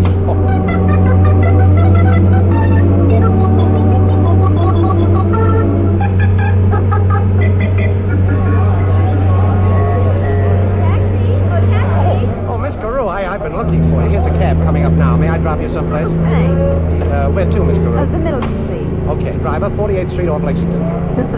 You don't miss a thing, do you, Mr. Blackie? Well, I have a great appreciation for beautiful things. Oh, then you must have seen the Star of the the Nile. Star of the Nile? I was talking about beautiful things. Such as, well, the dessert I had for dinner last night. Oh, I was just marveling at how clever you were helping Mr. Stevens to find his emerald. Well, it isn't hard to find something that was never lost, Miss Carew.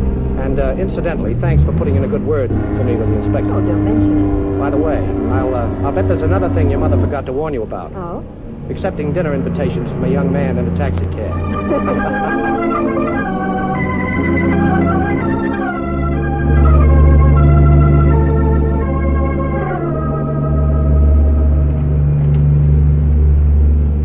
I told you not to disturb me, Miss Everett. I'm too busy to see... Oh, who are you? Louis? Louis? Yeah. Miller said you wanted to see me. Oh, yes, Mr. Louis. Won't you sit down? Now, look, let's get this straight, Mr. Stevens. I don't know you, but Miller said you had a job for a guy with fingers. Well, I wouldn't exactly put it that way, Mr. And another Louis. thing, Mr. Stevens, this is strictly business.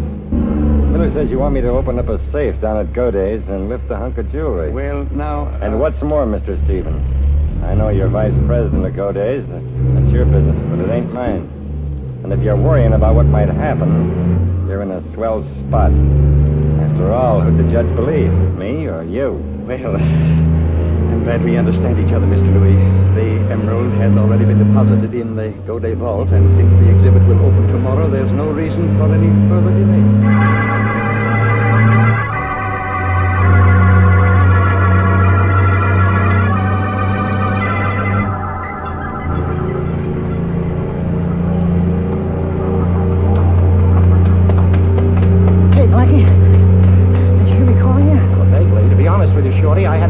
Somebody else. Well, boss, I just heard something I thought you'd be interested in. Yeah? You know, you were telling me about that emerald mixed up on the train? Yeah. Well, I just got a tip, see? Somebody's going to crack the Goday safe for that emerald. When? Midnight. How straight was this tip, Shorty? A very reliable tip, boss. A Fingers told me. Fingers? Oh, that's too big a job for him. He's only got 10. Well, that's what the man said. He said that. That small-time safe cracker. I guess I'd better go down and help him out. But before business, pleasure.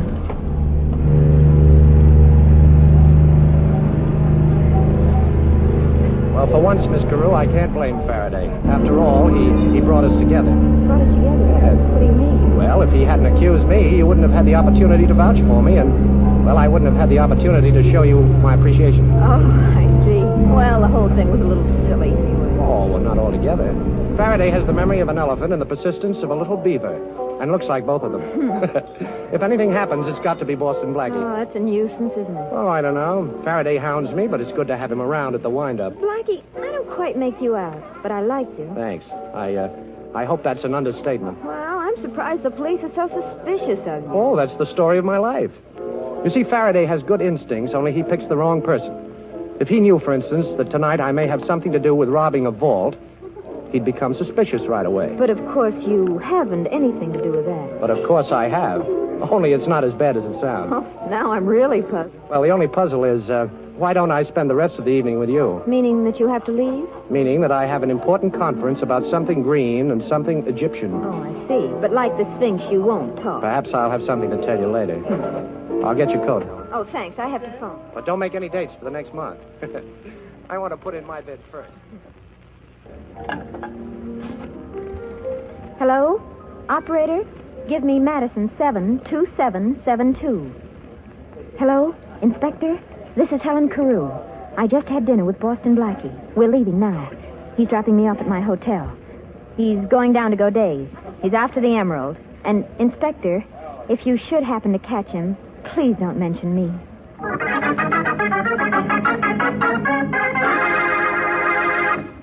The flowers that bloom in the summer have nothing on your pretty cotton washable dresses, ladies, not when it comes to eye-filling loveliness.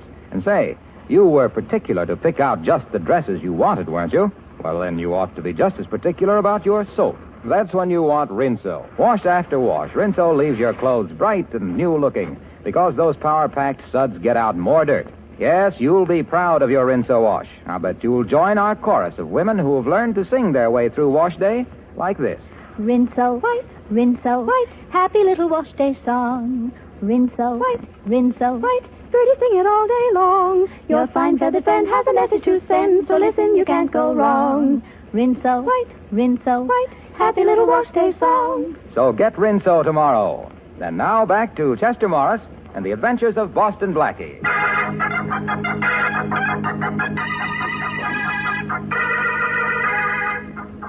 Boston Blackie, unaware that Helen Carew has tipped off Inspector Faraday as to his destination, is en route to Godet's Jewelers to try to prevent the robbery of the vault there and to discover who is back of the attempt to steal the famous Star of the Nile emerald. It is midnight at the Godet Vault. It's no use, Louis. It's one of them new-style vaults. I can't make it out. Well, we got dynamite. We'll have to use it. I don't like a noisy job, but where is it? I left it out in the alley, boss. Well, go get it. Okay, I'm going. Try again, Fingers. Stevens is paying off plenty. Well, I'm nervous. This is a big job, boss. Too big for you, Fingers. Okay, stay where you are.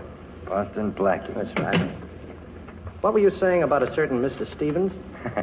Now, look, Blackie, let's be sensible about this. Well, we're having a little trouble cracking this crib. Yeah. I'll make a bet. I'll bet you can't open it. Are you kidding, Fingers? I'll make a good bet. All right. So it'll pay you to try. Well, I'll make a bet with you. Not the kind of a bet that'll pay you in money, but it might save a few years of your life. Yeah? Yeah, all you have to do is talk. Yeah, we'll talk, Blackie. And drop your rod first. Oh, so you got a little playmate. Okay, take your gun away from my back. Get it, Louis. I get it. You know, Blackie, this is a happy coincidence. As I said before, we can use you. Only now the bet's off. We're just gonna do it. Come on, get those fingers working. And suppose these fingers can't open the vault. And the next time you go to buy gloves, you better look for mittens. Come on, take a good look at the crib. Oh, a beautiful job. You know, Faraday should see me now. Okay. Stand back and keep quiet. Yeah, we'll be quiet, all right, but it's up to you, Blackie. This gun can make a lot of noise. Wait a minute. Feels like, there's one. Now let's try this. Next one. Oh, now that's two. Now... Open up! We'll break this door down. Come on, it's the law. It's the cops. Yeah, Miller. Is the alley door open? Yeah, Joe's coloring out there. Okay, let's meet him. Now, what about Blackie? Forget about Blackie. Come on. Okay, Carry on, Chief. I'm Blackie. I will shoot. I warned you, Blackie. Hey, this isn't Blackie. Hey, who are these other two? Oh, Louis, huh? Yeah, Fingers and Miller. Hey, what is this, a national convention? Where's Blackie? How'd you know Blackie was going to be down there, Faraday?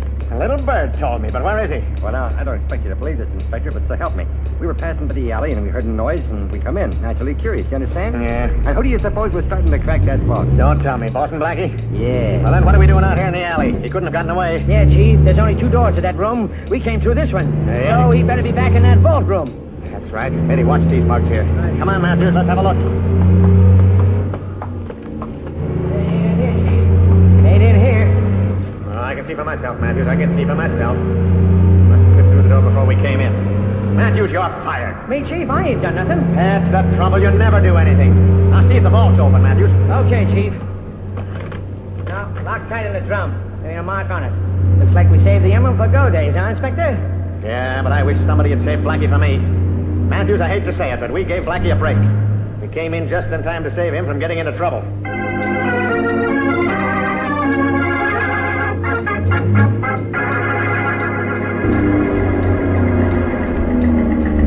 I just wanted to thank you, Inspector, for preventing the robbery last night and catching the thieves. Don't mention it, Mr. Stevens. Tell me, did they have a chance to open the vault?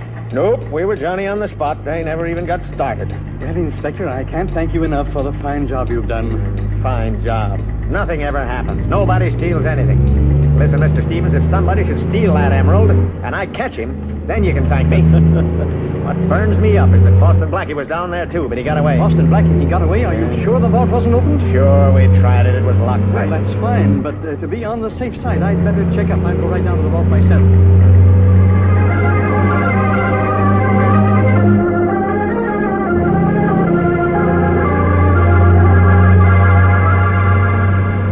I tell you, Faraday, it's gone. The emerald's gone. I just searched the vault. It's gone. That's great. I've really got Boston Blackie now.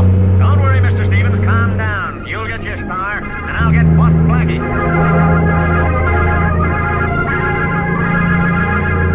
Well, that's what happened, Helen. Faraday collected 3 mugs, and he didn't seem pleased about it. Blackie, how did you get out? Well, while Faraday was rounding up the other mugs, mugs, I got the last number of the vault's combination, see?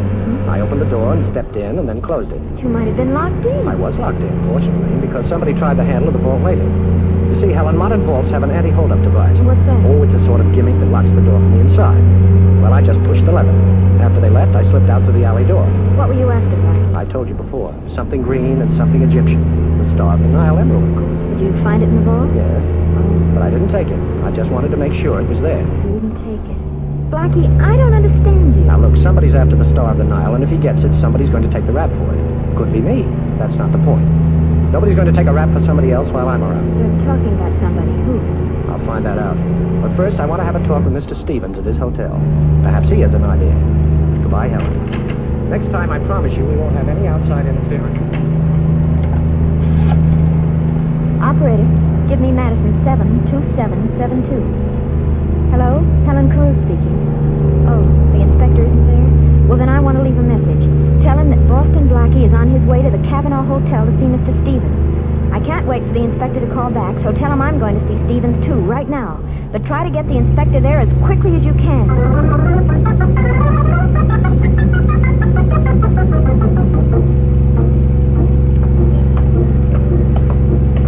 Slow down, Blackie. Slow down there. Okay, you can march in step with me and Matthews now. You taking your afternoon constitutional, gentlemen? What were you doing back there at the Middleton apartment, Blackie? Now, Inspector, you're privileged to know anything about my public life, but I insist that you don't interfere in my private affairs. Well, this is a little private affair that I am interfering in. Oh. You're under arrest for stealing the Star of the Nile. What, again? And no alibi this time either. You were down at the Godet vault with Louis and the two other guys. I got them and searched them, but you got away. Now, somebody got that emerald out of the vault. Come on. Shake a leg, Blackie. Hey, I didn't say stop. I said go. Police! Police! I've been robbed! Who robbed you? Have you gone nuts, Blackie? Let me go! Police! Oh, cut it out. What is it? Let me go. Put a gun on me, the two of them. Help! Now, listen, you all really give it to you. Hearing me, threatening me. Oh, hey, he's gone. Matthews, why don't you help me out of this mob? Hey, folks, look, I'm a police inspector. Honest, I am. Matthews, quick, shoot it, Blackie! Hey, listen, all of you, stand back. Lay off that fella. He's a police. That's Matthews. He's police, too. Chief. Thanks, Chief. Say, did Blackie get away? Yeah. Matthews, you're fired!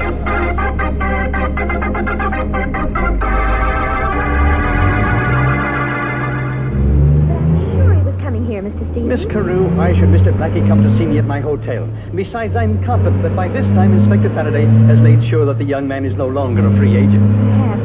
Perhaps you're right, but I'm not sure the inspector is right in what he's doing. Now, Miss Carew, it's quite obvious that you have an attachment for Mr. Blackie, and if the police have taken him, I won't have to worry about the Star of the Nile any longer. The police haven't taken me, Mr. Stevens. Boston Blackie. And incidentally, if I knew how much the Star of the Nile would be worth to you, I might listen to reason. Blackie. Hello, Miss Carew. I rather expected you to be here, too. I wouldn't try to phone, Mr. Stevens.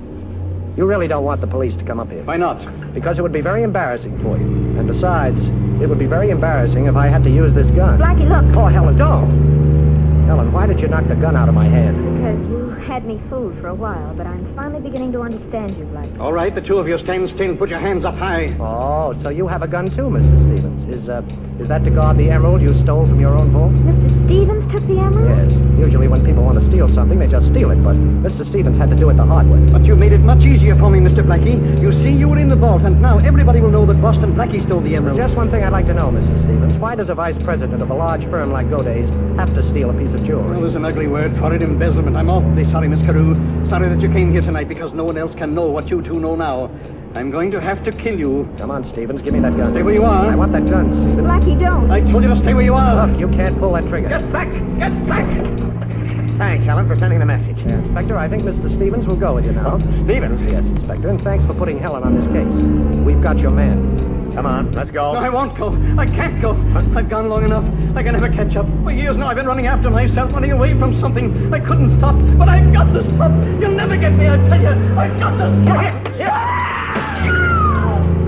Well, we got what we were looking for, but I can't say I'm very happy about it.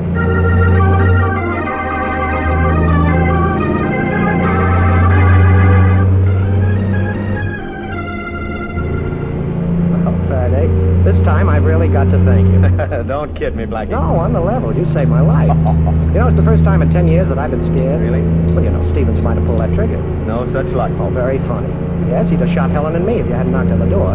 He had only one other way out, Faraday, and because you came in, he took that one. Always blaming it on me, huh? Now, look, Inspector, won't you miss me a teeny little bit? Does a guy miss a headache? You know, Helen, you really had me fooled. Well, let me give you a tip. The next time you call Madison 72772, you better be inside a telephone booth. What? Remember when we were out for dinner the first time? Yeah. Well, I went to get your coat, and as I was leaving, I heard you ask the operator for Madison 72772. My private number. Sure. Only a few people know that number, and I'm proud to be one of them. So you knew I was working for the inspector? Sure, but that didn't matter. You already had your hooks in me, and I couldn't get loose. Well, perhaps now you'd like me to unhook you? Oh, honey, with you, anything goes. By hook or by crook.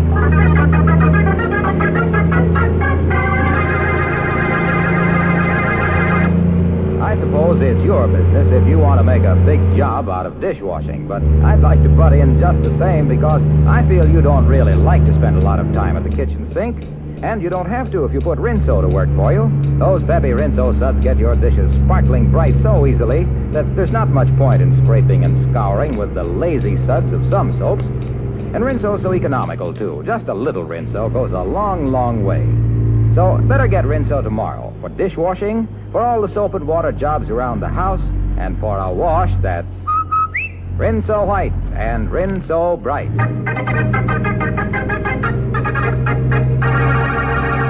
And now a glimpse at next week's adventure of Boston Blackie. Here it goes. What a cracker. Them plainclothes cops in that car ain't never going to interrupt another one of our hijack jobs. Plainclothes cops? Them ain't no cops. The driver of the car that just wrapped around a telephone pole is Boston Blackie.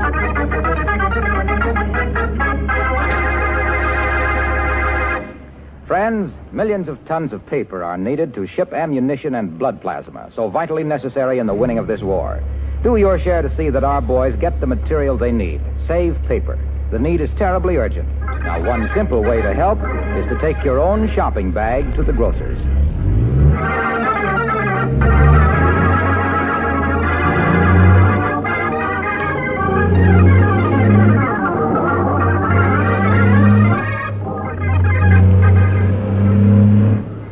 Be sure to listen in at this same time next week for another exciting adventure with Boston Blackie. You can see Just Tomorrow's as Boston Blackie on the screen at your favorite movie theater.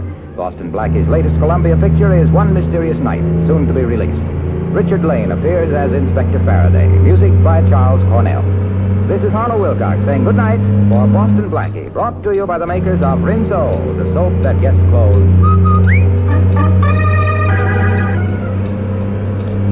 And when you get Rinso tomorrow, buy some Lifebuoy, too.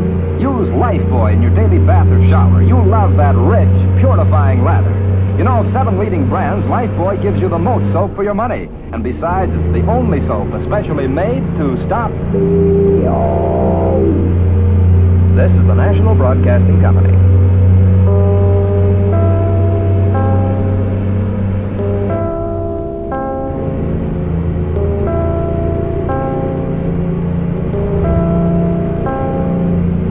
p.m. BULOVA, Boulevard watch time. For supreme accuracy, expert design, and outstanding value, choose the Boulevard. Masterpiece of fine watchmaking. WEAF, New York.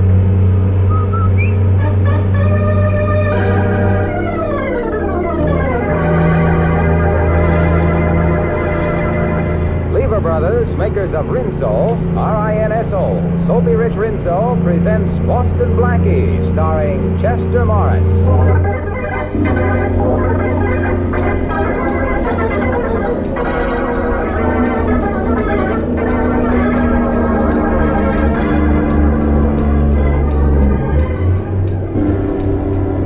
Step on it, Steve. Got my foot on the floor now. Gotta do something. We'll never lose that car that's chasing us. Don't talk. Lean out and see if we can hit a tire. Okay. Well, hey, watch that curve. I'll take care of the driving. Try it again. Try and hold this bus steady, will you? I'm doing the best I can. Been fighting this wheel for 20 minutes. Now, after I swing around that next curve, I'll slow up. Try and get that tire again. Okay. Goes. I got her, Steve. She's heading right for the telegraph pole. Plainclothes cops in that car ain't gonna interrupt another one of our hijack jobs. Plainclothes cops? Those ain't no cops. The driver of the car that just wrapped around the telegraph pole is Boston Blackie.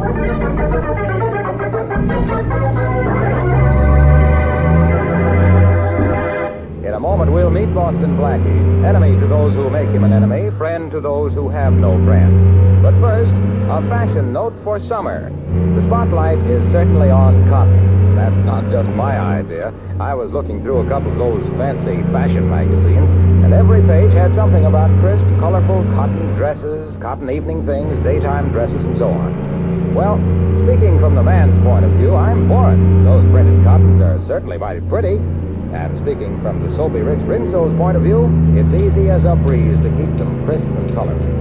Rinso's rich suds are gentle and safe for washable colors, leave their bright colors gay and sparkling week after week. And it's so easy to do a Rinso wash. A short soaking, a few quick finger rubs on extra soiled places, and your clothes are ready to rinse.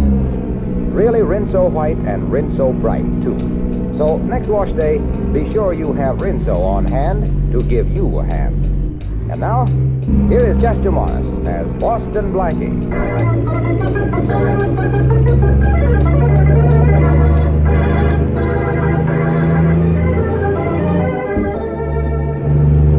Tell me, Blackie, how does your wrist feel, huh? Oh, just a slight sprain, Shorty. But we're lucky. We might have been killed when those thugs got our front tire last night. I thought for a moment we were killed. Hey, Blackie, let's stay up here in your apartment and mind our own business for a while, huh? At least until I get over that shaking up I got. Well, we weren't looking for trouble. We were just driving along and... Yeah. I know. Always that and.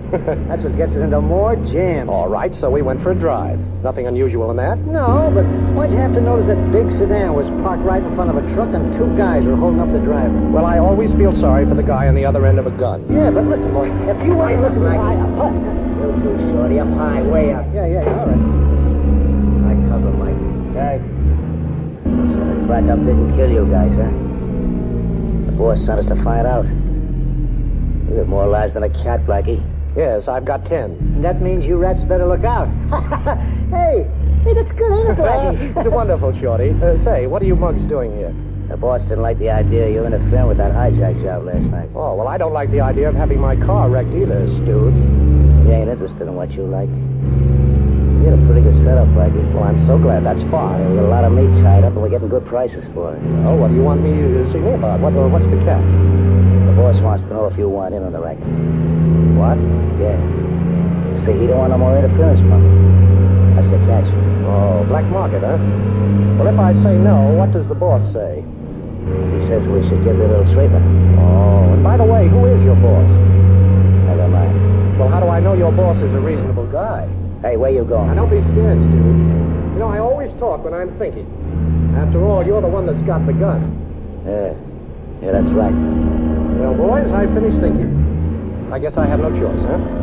Well, tell the boss I'll go along with him. Now you're talking sense. Well, I guess that makes us partners, huh, boys? Say, how about a little drink on that? Yeah, I'll take a snort. Fine. I'm sorry. All I've got is bourbon. That's okay with me. Uh-huh. With soda? Yeah. Well, come on, boys. I'll build you a couple. Say when, Steve. When?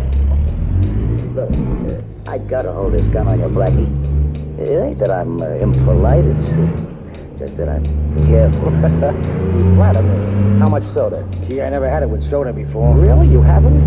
Well, you're going to get it. All right, give it. All right, Shorty, I'll take care of this one. Okay, boss. Okay, I got his gun. Why, you... All right, take it easy, Steve. Now, cut out the nonsense. I've got your gun. Now, be a good boy. You wanted an answer for your boss, huh? Well, you have it. Now, get out of here. And in the future, boys, remember, never drink during business hours.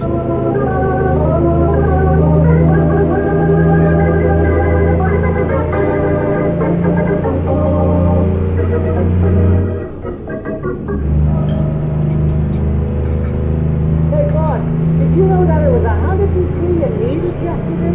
That's an enlightening breakfast conversation, Shorty. Thanks. Never mind, I'll get it.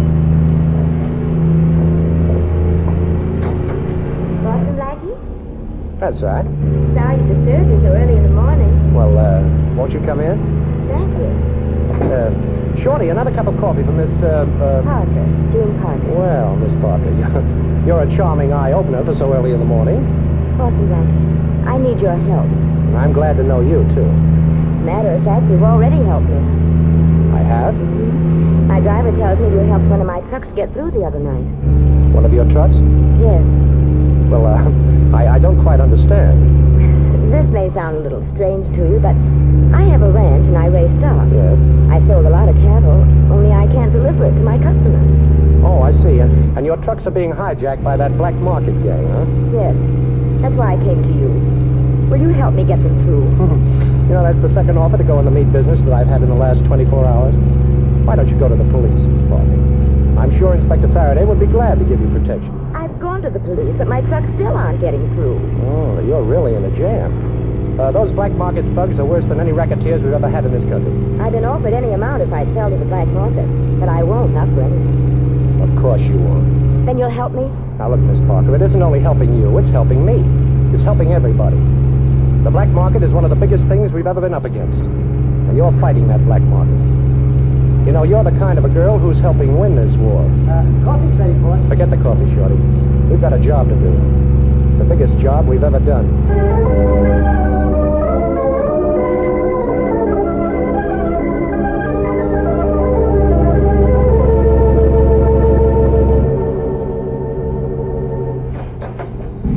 That's you, Matthews? Yes, Inspector. Yeah, I'll be with you in a minute. Gotta finish writing this letter. Hey, Matthews, how do you spell stupidity? F-A-R-A-D-A-Y. F-A-R-A... Oh, it's you, Blackie. I should have known. Matthews can't spell. All right, what do you want here? I don't know. What have you got here? One of these days, we're going to have you here in a cell. Faraday, you're nothing but an idealist. I've been lonely. You haven't been bothering me lately. What's the matter? Don't you love me anymore? I love you. I love you like poison ivy. What do you want, Blackie? Well, Faraday, my life has been threatened. I want police protection. You're wonderful.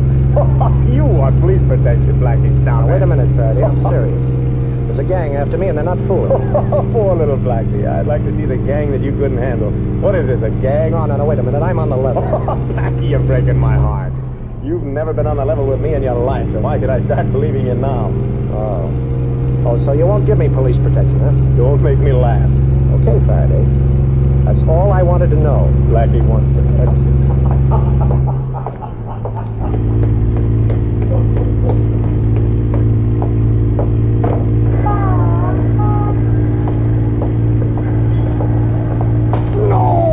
Got him, Mike.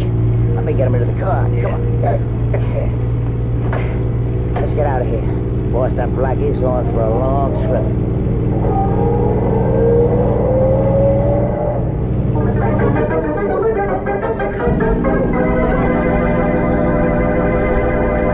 Well, it looks as though Boston Blackie's in a pretty tight spot, but Blackie is also a pretty resourceful individual, so just wait and see what happens. We used to have a nice hand-embroidered motto hung up on our wall that said, "True friends are like diamonds, precious and rare."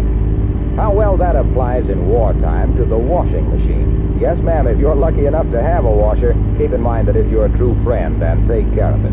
One way is to follow the advice of the makers of 33 leading washers and use Rinso. You see, Soapy Rich Rinso gets out more dirt.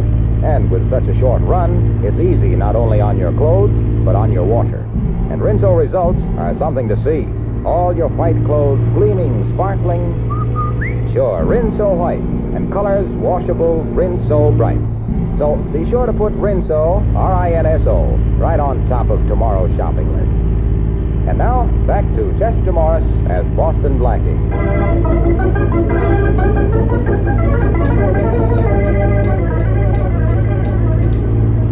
Well, Boston Blackie, intent on breaking up a black market meat ring, was waylaid by thugs as he was leaving police headquarters where Inspector Faraday had just refused him police protection. Blackie has been thrown into a car. Hey, Steve, he's coming too. Must be this country air. Stop the car. Okay, let's get this over with. Take the gag out of his mouth. Yeah, nobody can hear him out here. Yeah, thanks, Steve. I want to get my necktie back anyway. The best one I got. My girl gave it to me. She's a redhead. Says it matches her hair. You know, it's too bad she ain't a brunette. Yeah, you just don't like redheads. Hey, never mind putting on your tie now. Leave it there in the seat and let's get this job over with. Come on, Blackie. Can you talk? Well, what is this, the end of the line? No. This is where we transfer. Okay, boys. What's the score? 2-0, and you're the nut. Blackie, can you stand up? Oh, I'm not so sure. You better stand up while you can, Blackie. You're going to be laying down for a long time. You have a charming sense of humor. You had a chance to join up with us, Blackie. You nixed it, and now you're getting rubbed out. Oh, boss's orders, huh? Yeah, besides, it gives us a chance to get even for that soda trick yesterday. I say, get over that fence, Blackie. Say, what is this, an obstacle course? Yeah. You're the obstacle. Hey, Steve. Hey, what's that over there? Huh? Nothing. It's just a cow. That happens to be the cow's husband, gentlemen. Gee, a bull. Hey, if a bull sees red, he goes crazy. What's the matter? You scared, Mike? Now we gotta finish our job. Okay, Blackie? Anything you want to say? Any last request? Well, I'd like to start running, gentlemen, if you don't mind, and I'm sure you would, too. What? That bull's coming this way, and fast. Hey, he's after me. Thanks for the gun, Steve. Hey, let's get out of here, will Now, you? don't worry, Steve. The bull's after Mike. You see, I stuck his own red necktie in his back pocket.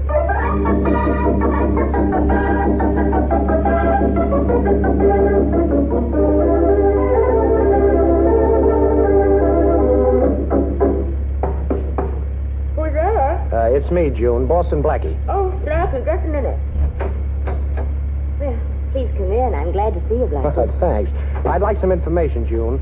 These gents we're up against are playing a little rough. Blackie, what happened? Well, I went to Faraday for protection. He didn't believe I needed it. Next thing I knew, I was tapped on the head and ended up in a cow pasture playing matador. Blackie. Now, look, June, all I want to know is just one thing. You told me that somebody tried to get you to sell your cattle to the black market ring. I want to know who that somebody is.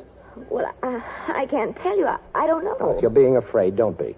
I'll see that nothing happens to you, and it's also a little bit important that nothing happens to me, too. Now, look, all I want to know is, who approached you on that black market deal? Well, some men who said they represented a Mr. George Williams. Williams? Well, who's he? I don't know him. He has a wholesale meat plant on Johnson Street. Yes. But, Blackie, I've never seen him. Quiet, June. What's the matter? The doorknob, it's turning. Oh. Now, I'll be in back of the door when it opens, but you keep on talking. Okay. But, Blackie, I don't know whether I can go to dinner with you or not. Oh. Okay, drop those guns. Now, drop them fast. I'm right here in back of you. Better drop your gun, too, Steve. Well, Right you here two in back of matadors again, huh? This is getting a little monotonous. How far did that bull chase you this morning? I'm a little fed up with you two guys. June, Yes, Blackie. take the cord off those drapes. I want to tie up these two bullfighters. Then I've got to go over and see a man by the name of George Williams. Blackie, I'm afraid You don't have to be afraid, June. Oh, when Blackie ties them up, they stay tied. And when I get through with this, you'd better call the police and have them pick up these mugs. And I gotta work fast. Hey, Miss Parker. You ain't gonna call no police. What? What do you mean? And besides, you're gonna untie us right now. Or else the boss won't like it. You mean Mr. Williams? No, Miss Parker. You see, Williams ain't his name. His real name is Parker. Parker, yeah. George Parker, your brother.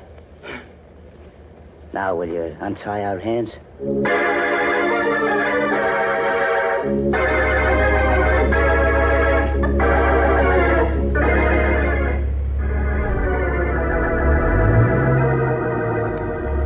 I don't know what you're talking about, Blackie. I operate a legitimate business here. I sell only at ceiling prices. I came up here to tell you I'm tired of being kicked around by those two mugs of yours. And also that you're going to lay off June Parker. June Parker? Who's she? Well, she's the girl you've been threatening. You know, the one that owns the trucks you've been hijacking. But you won't do it anymore. You see, I'm taking you with me. You're taking me with you? That's right. You're going to be my insurance that from now on this black market gang of yours is unemployed. What are you going to do with me? What's he going to do with you? He ain't going to do anything with Faraday, I'm glad you're here. you. Yeah, I'll bet you are. Inspector, my secretary had the good sense to call you. I'm glad you got here so fast. Mm-hmm. What's Boston Blackie been up to now? He held me here in my office at the point of a gun, Inspector. He was going to force me to go with him unless... Unless what? Unless I stopped selling meat at ceiling prices and went into the black market. Now, wait a minute, Faraday. That's ridiculous. You know that can't be right. I don't know nothing. Oh, you know a thing or two. You're just being modest. I'm a reputable merchant, Inspector. I've been in business for years. This Blackie person wanted me to make this plant his headquarters for illegal meat sales. Now, Faraday, listen. He claims I pulled a gun on him. I don't even have a gun. It was in his hand when you came in the door, Inspector. With Blackie, that don't make any difference. He can make anything disappear. Thanks. Someday, I hope he goes to work on himself. This Williams is head of a black market ring. That's not true. Not only that, but he's got a couple of thugs that have an obsession about my collecting old age pensions. That's ridiculous. Please take Blackie with you, Inspector. I'll prefer charges. Now, wait a minute, Inspector. I know I've tricked you, and we've been playing hide-and-go-seek for years. Go on. But I've never gone back on my word, now have I? That's right. And I'm not going to try any tricks. I just want you to come with me to a young lady's apartment. Oh, now, Now, really, I want you to meet two friends of Mr. Williams. And if I can't prove that my story is true, well, I'll go downtown with you. Now, nothing could be fairer than that. Sounds all right. But then you can make anything sound okay. You want me to see a gal who'll set me right on this whole thing? That's right. Okay, Blackie. I'll give you a chance to square yourself, but remember, this better not be a runaround.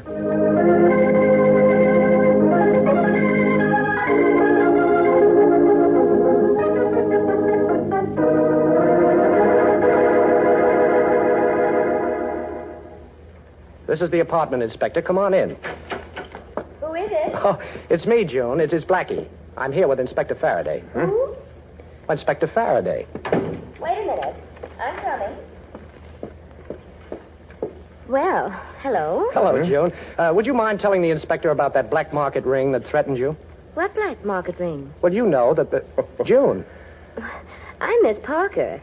And who are you? That's all, Blackie. I've heard enough. June. Now, what happened to those two men I left tied up here at your apartment? Inspector, who is this man? Don't you know? He says he's a very dear friend of yours. Why, I've never seen him before in my life. And now, will you excuse me, please?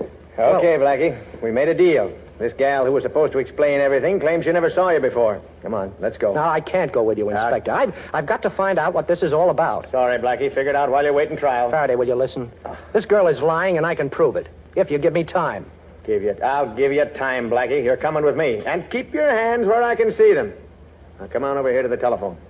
I'm going to get you an escort downtown. Okay, Inspector, but you're making a great mistake. According to you, I always make them. So what's the difference?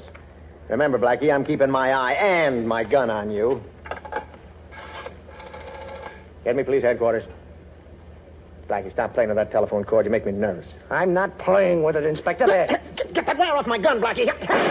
Stop you twisting that gun. You're breaking my wrist. I'm sorry, Inspector. Now let go of the gun. You're going back on your word. That's You're better. going back on your word now. You never did that before. Well, I'm sorry, but I've got to be free to get the head of that black market ring. And put a ring right through his nose.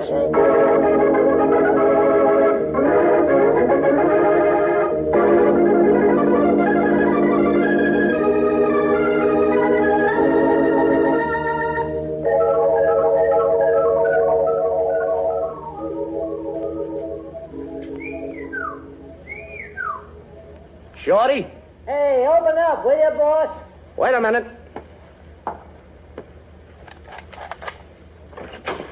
Come in, Shorty. Well, Oh, what are you doing here? She made me bring her down here to your waterfront hideout, boss. Well, that's fine. What do you mean she made you? She came to the apartment and she was crying. Oh. Boss, you know I can't stand to see a poor dame cry. Blackie, you've got to listen to me. Yeah, I listened to you once. I know I lied to Inspector Faraday, but I had to. Well, that's fine. Why don't you tell it to Faraday? I can't tell Inspector Faraday I lied. I can't. You can't do this. You can't do that. You sound like the Summer Sisters. Why did you make Shorty bring you down here? So that I could beg you to please forget all about me and the black market ring. Oh, well, forgetting about you will be a pleasure. I don't blame you for feeling that way. But believe me, it's for the good of everyone for you to forget about all this. Believe you? Are you kidding? You almost did once. Yeah, I almost died once, too. And I've no desire to try that again, either. You wanted to help me when I was in trouble, Blackie. I'm still in trouble.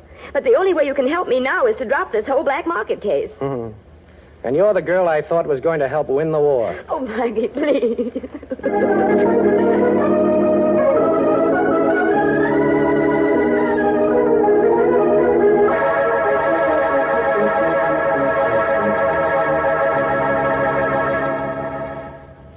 there's no point in your coming here to see me. But, George, I didn't even know you were here in the city. And then to find out what you're doing. How in the world did you ever get started on this? Just why should I explain that to you, Joan? I can't understand you. And Dad couldn't either. When you ran away from the ranch 5 years ago, you broke Dad's heart. And not hearing from you after that didn't help any. I don't see why you should complain. Dad left the ranch to you, didn't he? Yes, but what else could he do? But it's worked out all right anyway. You've done a good job, Joan, raising good cattle. That's helped me in my business. But black market, George. You call that a business? I don't go for those names. All I know is I'm making money. And incidentally, Joan, it wasn't in my plans that you should know who I am. And it's your own fault that you do. You got mixed up with this Boston Blackie, and I had something to do about it. Well, this is convenient, finding the two of you here together. Boston Blackie. Blackie. Well, now who wants to talk first? You, Williams? I got nothing to say to you, Boston Blackie. I see. How about you, June? I can't tell you anything. Well, let me tell you then. Williams, you ought to pick smarter stooges. Or I might say you ought to pick a dumb stooge, one who can't talk. You see, Steve talked. With a little persuasion, of course, but he talked. So, Williams, I know that you're really Parker, June's brother. But, Blackie, Now, June, that explains a great deal, too. Of course, you made Faraday very happy by pretending not to know me, but you didn't make me very happy. Oh, please, Blackie, you've got to listen to me. Look, I didn't know that my brother was going under the name of Williams. And when I found out, I was so stunned. I didn't know what to do. Except I knew I couldn't turn him over to the police. Now I know he deserves to be. Swell sister I got, huh? Yes, I think so. Blackie, you said it was very convenient having two of us here. Well, I think it's very convenient having the two of you here. And this gun is very convenient, too. Put them up, both of you. Georgie, did anyone ever tell you what happens to little boys who play with fire? Both of you stuck your noses into my business. June always did, and I'm used to that. And anyway, she's my sister, but I don't have to take it from you, Boston Blackie. Well, you have something there, Georgie. Not to mention the gun. June, would you please leave the room? If I'm right in supposing what your charming brother intends to do with me, it won't be very pretty. George, you wouldn't. Now, please, June, do as I say. But, Blackie, Please, June. Oh, it's all my fault. I got you into this. I didn't know that... Oh, my own brother.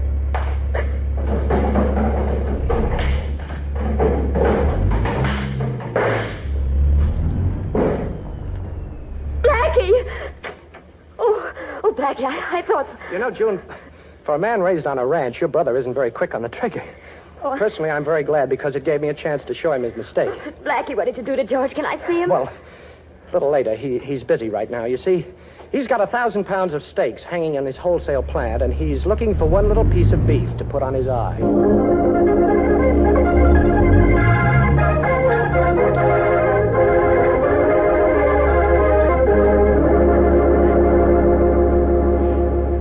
Yeah, Blackie, I guess I'll forget about you going back on your word. Good old inspector. I had a pretty good reason, you know. Yeah, I know.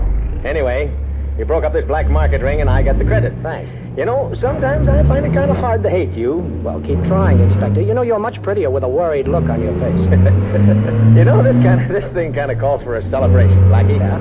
You and I break up a black market gang, and 1 million people can buy beef at reasonable prices.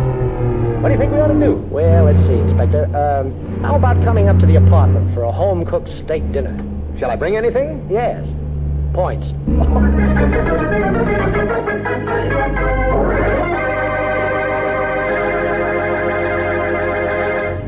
Boston Blackie will be back in just a moment with an interesting preview of next week's program.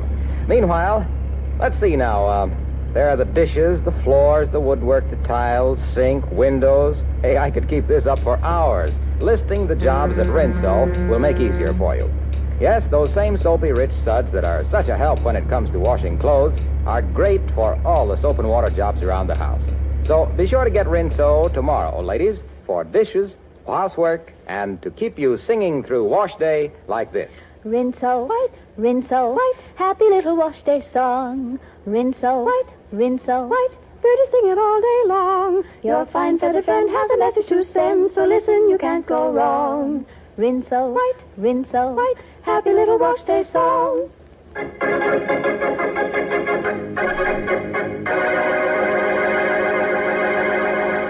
Yeah, Matthews, yeah, I know the guy's dead. You said that. Now listen, did you find the gun? Sure, we found it.